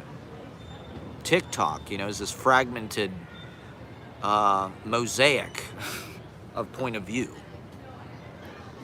You can step right into people's shoes. I think that's one thing that poetry gives you. That's why poetry is ready to have an atomic explosion in popularity, because it could really fuel social media. And poetry really does fuel everything. You know, the best parts of every art form, how do people describe it? They always say it's poetic. You know, when you've done the greatest thing you can do in comedy or dance or movies or music, people say it's poetry. Or theater. Wow, that was really poetry tonight. Because that's true. Poetry is in all of these things. It's everywhere. It's in our speech.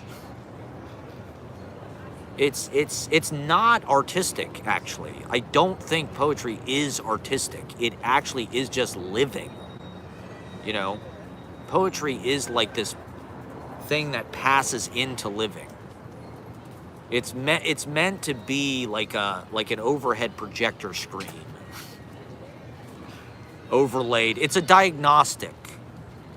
over your reality. You know, it's like being able to plug in somebody else's software into your hardware and run their program. And it's a tool as much as anything. It's a tool of getting into those hard to reach places of experience and beauty and fulfillment, sexual orgasmic satisfaction in tantric existence, okay? You can have an orgasm all the time with poetry and nature. Or maybe I just like mental masturbation. I think that's what it is. I'm just a perv. I'm a flasher. I like to mentally masturbate in front of people. Okay, well I'm not gonna, okay, well. That would be too radical of a change of subject. I won't go into that. Yeah, so my YouTube is way down. My viewing hours are way down. My views are not down, but it's the viewing hours that count. Thank you guys for watching. You know, maybe I'm oversaturating. Maybe I'm live streaming too often. Maybe I need to, you know, supply and demand. It's supply and demand. There's an oversupply of my yapping, clearly. My last yap sesh got, I don't know, I think 40 or 50 views. You know, I'm trying to get to that 100. I'd love to have 100. Consistent hundo, but I get it. I'm an acquired taste. I'm very niche. People don't want to look at my ugly fucking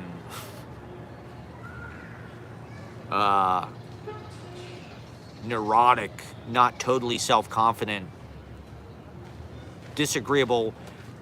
One of the things about speaking in front of other people is you really feel their reaction to what you're saying, and maybe even their disapproval of it. I think that's something that a lot of stand-up comedians are like trying to gain their footing against, is like they're digging themselves into these holes. If the audience disagrees with their opinion or feels like it's bigoted or progressive or something, you can feel the audience sort of turn against you. You can feel their energy pull away from you. And that's a scary thing when you're going up there to get approval and you think it's just going to come, and it's a surprise when it doesn't, when the thing you thought was funny doesn't do anything.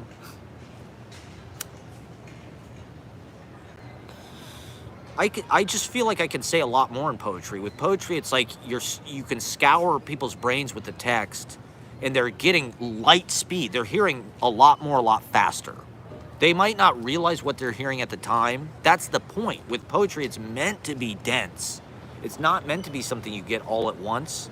But with my stuff, I do want there to be instant aphoristic kind of satisfaction where like you are getting these things, but there's also more things coming at you.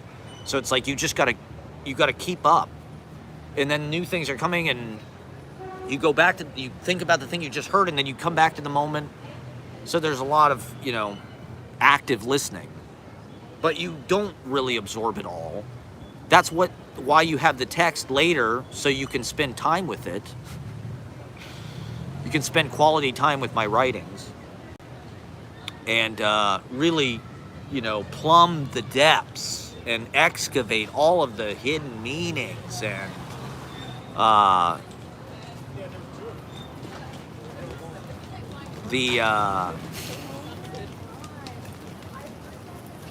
there's just a lot there. There's just a lot there, okay? You're not gonna get it all at once, okay? It's meant to just be a pleasure to read time and time again. A timeless classic that you can revisit. Does ad speak exist anymore? I feel like my consciousness is full of like television ad copy from like the 90s. And that includes like Saturday Night Live parodies of ad copy and like, Simpsons or whatever other parody, Phil Hartman doing ad copy. I feel like so much of the way that I communicate or think about things is through like, my poetry is full of this. I'm constantly like notating kind of broadcasts, what's the line about the Charles Grodin? For a transcript of, or, you can't rebroadcast without the express written consent of the National Football League. This program cannot be rebroadcast without the express written consent of the National Football League. All that kind of shit. I don't know if that exists as much anymore, because as we're breaking away from legacy media and that kind of official, you know, like decorum, like the president has to be a certain way. It's like now everything is coming casually through influencers on the internet and just sort of like, guys, you'll never believe what I fucking, what's that Mr. Show skit about? Guys. You know, that's how you used to find out about stuff. There was some stoner guy, your older brother's friend or whatever, who'd come over in a drug rug and be like, guys. That's how you found out about. Now, it's like now those people run the internet.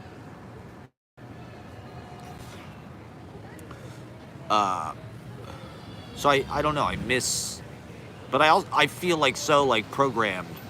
Media companies don't worry about copyright. Interesting. Is that why? That's why they don't care about copyright. YouTube has definitely, like, you can use music. You can't monetize a lot of your videos if you have the music, but they like won't block it, which I think is fine. You know, like, that's pretty cool. You know, especially coming up in the like 2000s or 90s, where like, you know, using copyrighted music was like Hollywood. Every fucking Hollywood movie was like Wes Anderson. His whole fucking soundtrack was like such a huge part of the movie. Getting Rolling Stones songs or whatever, Beatles songs for a movie was like, forget about it. It's too expensive to put. You know, I think for Fear and Loathing in Las Vegas, it was like $500,000 to get Sympathy for the, or Jumpin' Jack Flash. Free advertisement. Interesting. Yeah, I suppose they're just happy to have anybody listening to it. At this point, it's like the musicians aren't making any goddamn money from it anyway. You know, it's like they don't make money from Spotify. They don't make money from sales. So it's like, I don't know. Why not just have people listen to it? It's like the radio. You know, like now that is like the fucking radio. It's like people don't... Crisco went viral on gay Instagram. Oh, interesting. Yeah, that's one thing that people kind of talk about. We're in late stage social media. And like, I find brand accounts really annoying and sinister. I think that that's exactly what I'm saying. It's like now these brands like relate to us on our level. They just get like the most like edgelord guy in the company to like run the fucking craft, or what is it, Crisco? You know, or whatever. You know, these companies are not, they're evil corporate polluter. You know, they're what's wrong with our society, and yet they're like trying to relate to us like on our level, bro. It's like, look, I'm like this funny like edgelord like comedy guy who's like got a kind of surreal Dada flavor, and it's like, you're fucking Kraft macaroni and cheese, or you're Crisco. You're like this horrible cooking oil or whatever the fuck it is. You're margarine. You're giving people Alzheimer's. You're killing their myelin sheath. You're the reason why we all have IBS when we're fucking 27. We got generational IBS. Steely Dan. There you go. Steely Dan is cool now. It's true. I don't know how that happened. I don't know how Steely Dan became like the hipster. Maybe they always were the hipster guy band, but now it's like Steely Dan is like the band if you want to be like the same way that yacht rock. I mean, I've said this before, how yacht rock is like everybody's favorite genre of music. Like there's this band that like is like a yacht rock tribute band that like goes on tour and shit. And like sells out theaters. It's like, man, fuck you, bougie ass wine cooler yacht rock. Fuck the Jimmy Buffettification of. Oh yeah, Bob Dylan's got a song on the Reagan movie soundtrack. I think Bob is a secret Reaganite. Well, he's rich. Oh shit, look at this car. Fuck. That's like a fucking Rolls Royce or a Phantom or something. That's like, it had some kind of super decked out hood ornament. I mean, in the 1930s, they really knew how to make a fucking car. If you look at those old Rolls Royce, like Phantoms and shit, where the driver was like outside. They made the driver sit in like some kind of, like it's a fucking stagecoach or something. He's got to sit out there in the elements. I'll be back here with my fucking champagne bar. My fucking like leather upholstery.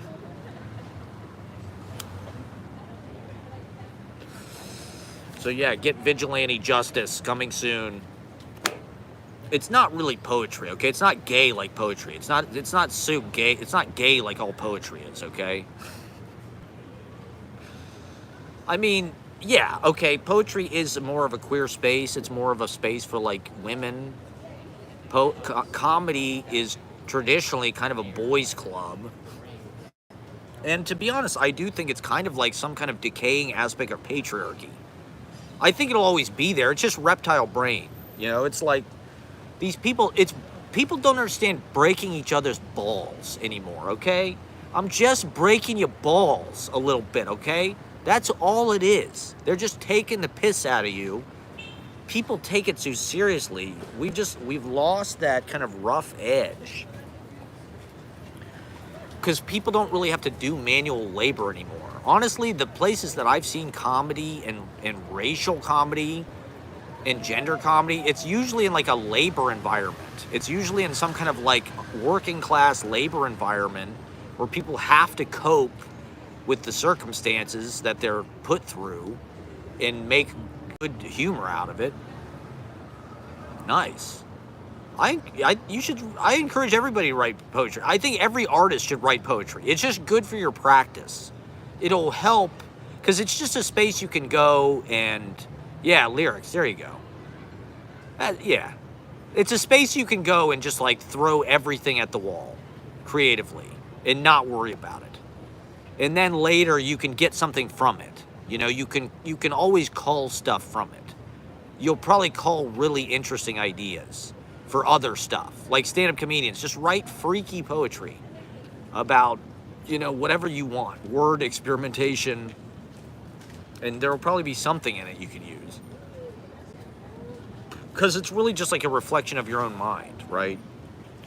And so you're just seeing maybe pieces of yourself come out in a different way that you wouldn't normally.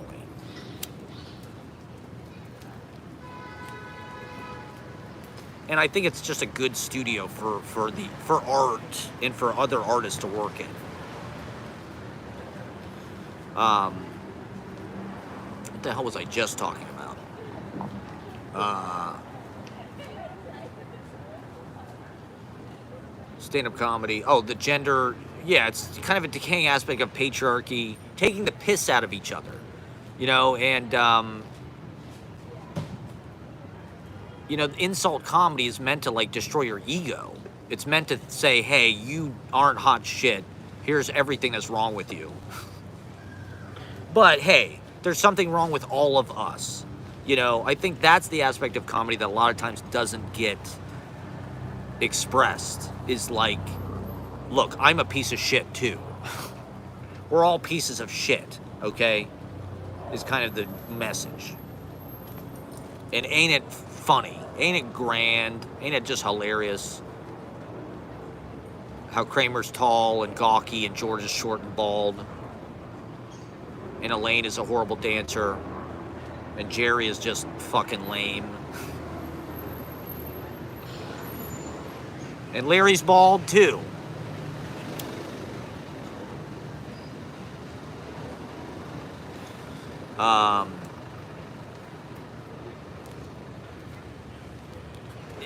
It's like, I don't know. There's certain aspects of that abrasiveness is like outsourced and compartmentalized into certain people's lives.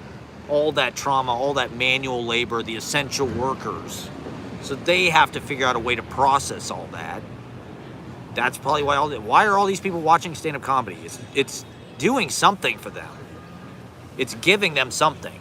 They're laughing at it, I suppose. They've all been dumbed down by No Child Left Behind. It's the idiocracy, just laughing at Joe Rogan and Bert Kreischer. I don't know. I hope people don't think I'm a stand-up comedian.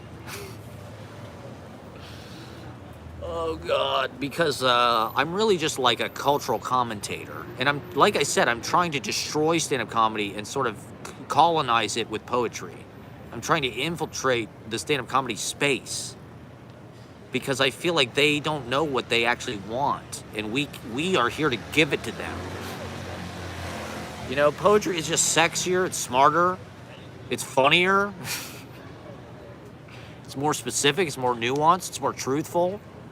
It's more versatile, it's more agile. So, but, you know, one of the limitations of poetry, or maybe it's not a limitation, but it's one of the aspects of it, is just like it's not typically performative. You know, there's not poets off book usually, like stand-up comedians. You know, like fucking stand-up comedians don't read from a fucking piece of paper. You know, they go up and they fucking pantomime some shit or act some shit out. So as a performer, you know, that's that side of me that needs to come out. I'm always trying to like enact the poem, give it emotional push. I think that scares people.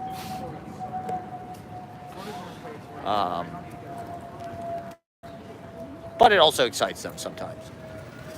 And I don't know. I want to take poetry into the body more, right? I mean, it's such an intellectual, cerebral head thing. We want to take it into your whole, often, there you go, self-reflection, reflection in general. Well, you don't think comedy is reflection, though? I guess it's some kind of like instant Bisquick reflection, where it's just like, isn't your wife a bitch? My wife is such a fucking nag. She stole all my money. I mean, they were at the beach for 2 weeks. My kids, they're a pain in the ass. All these is a woke mob.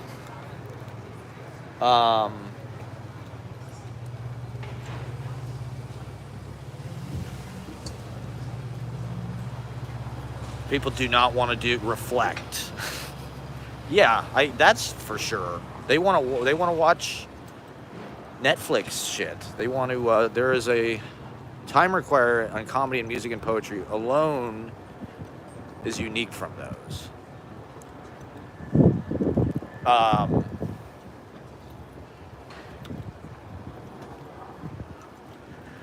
Poetry has like a weird.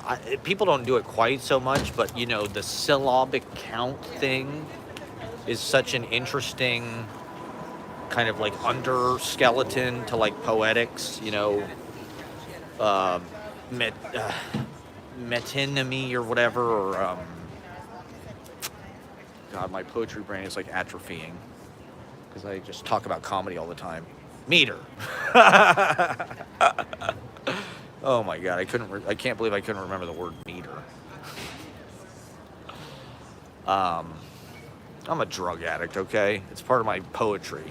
Smoking drugs and not knowing the word meter is part of my qualification. That's for academics. I hate that word. Well, that's what I'm saying is it's like some people really do care about it. You know, some people are writing like blank verse. Like my friend Chris Roberts, he tried to teach me blank verse.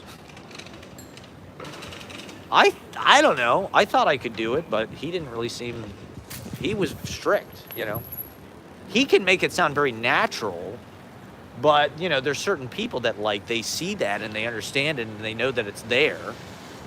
And then there's other people who don't give a fuck about it at all and have probably more of like a intuitive improvisational sense of that type of thing. You know, line length, the rhythm of the line, the meter, the iambic, the fucking trochees and shit, the dactyls, the feet, the stress, the unstress, ti-ta, ti-ta, ti-ta. I don't know. It's weird how that's like important and yet forgotten. Or, you know, it doesn't, I mean, your sense of syllables and music is completely flexible and elastic in a totally different way And but they're related. You know, like poetry is musical. It is a score for a musical performance. You know, and it is a musical performance actually to just read. There is melodic value to your speech. There are notes.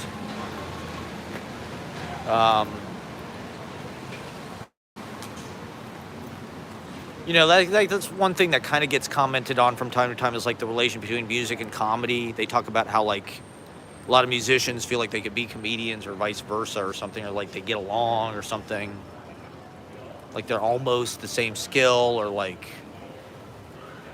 there's people who are good at both music and comedy, Tenacious D or something, Spinal Tap. Conan plays the fucking guitar. In his post-talk show life, Conan is constantly like playing fucking rockabilly guitar solos and shit. And people love him for it. Because he's so authentic. His big, pale, red ass is so authentic. He's such a ginger, he's so authentic. Let's see here. All right, what else do we need to talk about? We're wrapping it up. Thank you guys for watching. We're live on the fucking streets. We're bringing you the hard-hitting fucking streets of New York, God damn it. Live from the depth of the beast. We're speaking to you straight from the asshole of the beast. We're right up the devil's asshole here in New York, downtown. Apparently people are getting violently robbed in Central Park. The violent robberies are up. I'm deeply obsessed with They said between 7 p.m. and 1 a.m. is when people are getting robbed in Central Park. So look out, guys, if you're out there. Be safe. That's usually when I'm in the park. But I haven't really been going up there recently. I haven't been in there. Oh, there go all my likes. See, Ashley's undoing all my likes. Ashley, why do you take away my likes? What did I say? I'm doing my stand-up comedy poetry lecture. This is inside the actor's studio, okay? This is my acting class. These are all my fucking acting students, okay? We're talking about the craft, okay? We're talking about the fucking craft and sense memory, and we're doing object work, okay? Remember when you were a child? Okay, so we watched the movie Happiness. Let me just do a quick recap of some of the movies I watched. Happiness. Have you seen Happiness? Todd Solondz. It is fucked up, man. It's kind of like Ghost World, but about pedophilia. Well, I guess Ghost World is kind of about pedophilia too, but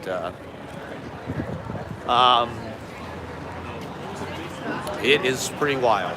Philip Seymour Hoffman just loved to play like the most pathetic people that he could possibly, you know, like if there's a scene where he's like jacking off and crying, he will be like, yes, sign me up for that movie. I love that. I can't wait to play that. I love the scene where he's jacking off and crying. Philip Seymour Hoffman can't wait to get into a jacking off and crying scene. So he's, you know, he's right in that. It's right in his wheelhouse, that movie. Here we all are at the Stonewall National Monument, everybody. especially if you work from home and It all goes the same direction. That's right. We're living amongst history, everybody. We're living history.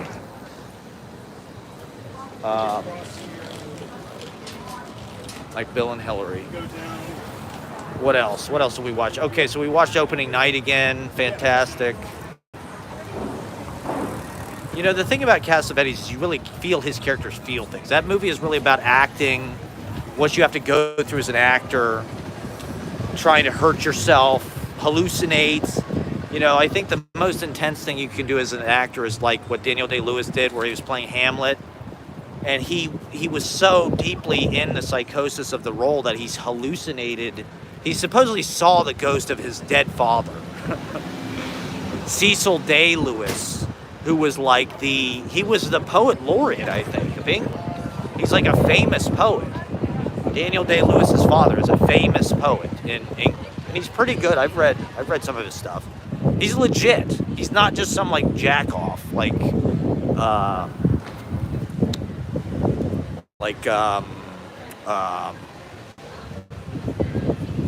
I don't know.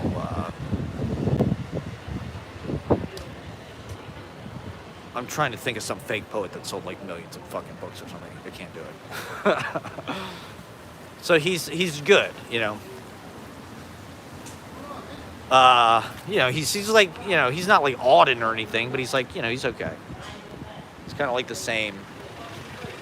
Okay, there's junkies all the way over here.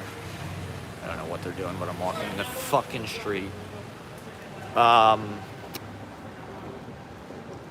So he supposedly hallucinated the ghost of his father on stage when he was playing Hamlet in London, and he's never been on stage since then.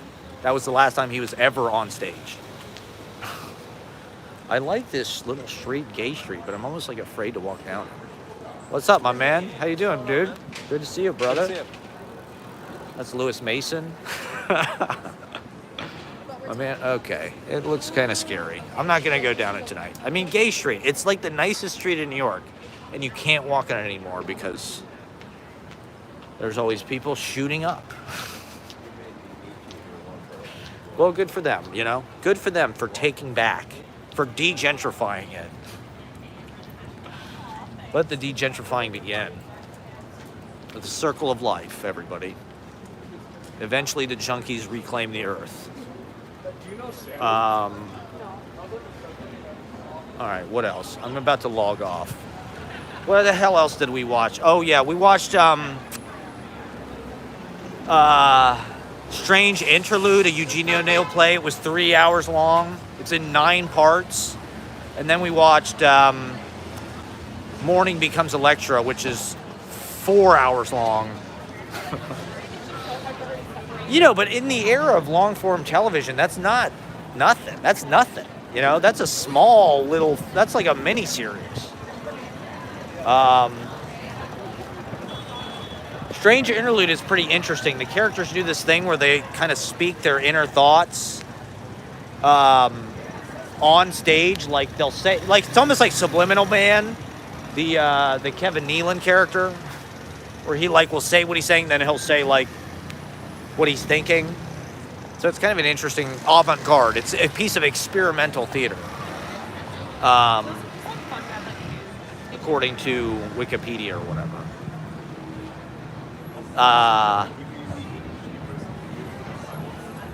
And it's about World War I. It's an amazing piece of work. I recommend it. It's on fucking YouTube for free. Strange Interlude. And then Morning Becomes Electra is about the Civil War. And it's sort of like a gothic. It's like that Faulkner story. There's some Faulkner story. I can't remember what the fuck it's called. I read it a bunch of times in college. Something about A Rose for Emily, maybe, I think. It's sort of about antebellum South, the Reconstruction era. And that's kind of what Morning Becomes Electra reminded me of.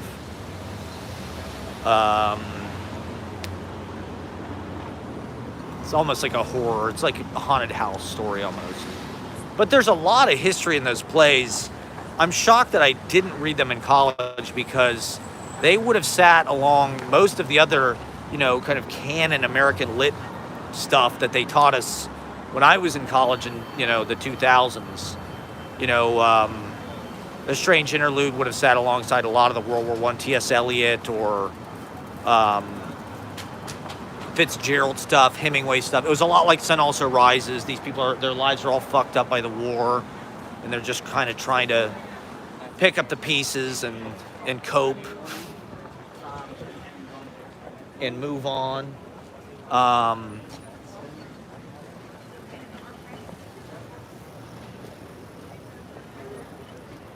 And then, like I was saying, the Morning Becomes Electra. You know, I was a fucking theater major. I never read any of this shit. It was never staged. It was never discussed at all. This, like, you know, they're good pieces of literature. that's kind of what's interesting about him. It's almost like he's trying to put a novel on the stage. There's so much fucking text. There's so many goddamn lines for the actors to memorize. It's kind of hard to believe they ever could. You know, it's almost like a lost. You know, I think it would be. That's one reason why these plays probably don't get staged, because there's so much fucking dialogue. The plays are so long. I mean, even I think Hamlet, if you do it unedited, it's like 4 hours long. It's like, you know, that's how long a lot of fucking Eugene O'Neill plays are. They're all fucking 3 or 4 hours long. It's like he's putting the, you know, he's putting these whole kind of like changes in society on stage. That's really what I'm seeing. It's like you're seeing, he's showing generations, the changes of era, and the movement of that whole world through these characters. The characters are kind of emblematic of the bigger things that are kind of moving. And they're very literary texts, you know, like there's a lot of juicy language. You know, that's one reason, that's been kind of the big surprise for me, is Ashley and I just started watching this play, Moon for Misbegotten, almost like as a joke. I just put it on just to see. I thought it was going to be, you know, it takes place like in a fucking log cabin or something, in like a dirt patch on a farm. So as soon as we put it on, I'm like, there's no way we'll be able to watch this shit. This is going to be the most boring movie ever made. I'm sure we'll turn it off in 5 minutes. And we watched the whole fucking thing. Because they're just insulting each other the whole time. The whole fucking play is roasting. If you're an insult comic, you should watch some of this Eugene O'Neill shit. Honestly, Groucho had the best line about it. Apparently there's a parody of Strange Interlude in The Coconuts, or one of the early Marx Brothers movies, where Groucho says, we'll pretend this is a Eugene O'Neill play and I'll tell you what I really think of you. And it's like, that's what the characters are doing, like, at all times. They're all just like voicing these things where you're just like, oh, they're spilling the tea. The whole fucking play, you're just like, oh my God, I can't believe they're saying this shit to each other. But there's like such truth to it. You know, there's like insight. He's trying to, like, this Strange Interlude play, you can tell is kind of a post-Freud play. I think I read something about he did psychoanalysis. I think they mentioned Freud in the play. And you can tell that's kind of like why he has this technique where they're like voicing their, you know, thoughts. It's like that's like the subconscious or the inner, you know, the death drive or whatever, the underlying. And you know, the play, it's almost like they're psychological portraits with their kind of soliloquizing, and they're all very verbose, all the characters, and they're just constantly, you know, critiquing each other and cutting each other down to size. And it's like Irish, you know, family just yelling, you know, like, it reminds me of my family a lot. I'm sure it does to a lot of Irish Catholics, where it's just like acidic, sarcastic, alcoholic, you know, bitter, insult, family, you motherfucker. People that are just stuck together in formation, whatever their family, you know, religious crew is. So we still got to watch The Iceman Cometh. I've never seen that. Looking forward to that. So this is our Deep O'Neill. Okay, is there anything else I watched that I need to talk about? Oh, we watched another one of those Nancy, it was called Laughing and Waving and, I don't remember. It had another, like the one was called, oh God, it's another Catherine Keener movie. It was, Dermot Mulroney's in it. It was interesting. I like this woman's movies. Nancy Holofceern or something. They're you know, they're told from a woman's point of view, which, you know, for a movie in 2001, it's just like, it's not anything, you know, like, it's not a fucking overly rom-commed or something. It's almost just like, it's almost like a Paul Mazursky movie, in a way, where it's just kind of showing people showing their lives, and you know, kind of showing society where society's at the time through these characters' lives. What the fuck was it called? It's got like a 3-word title, like Kicking and Screaming. It's not Kicking and Screaming. It's like Laughing and Smiling or some shit like that. Swimming and having a great time. All right, well, anyway, I'm going to sign off now. My phone is about to die. Thank you for watching. Like and subscribe. You know, hit me up if you want to perform at the Labor Day Telethon. We're booking everybody, so just let me know. It's going to be fantastic. Watch the open mic from last night. Let me know what you think. Watch my Phil Collins intro. My botched Phil Collins intro. And I don't know. I'd like to believe they have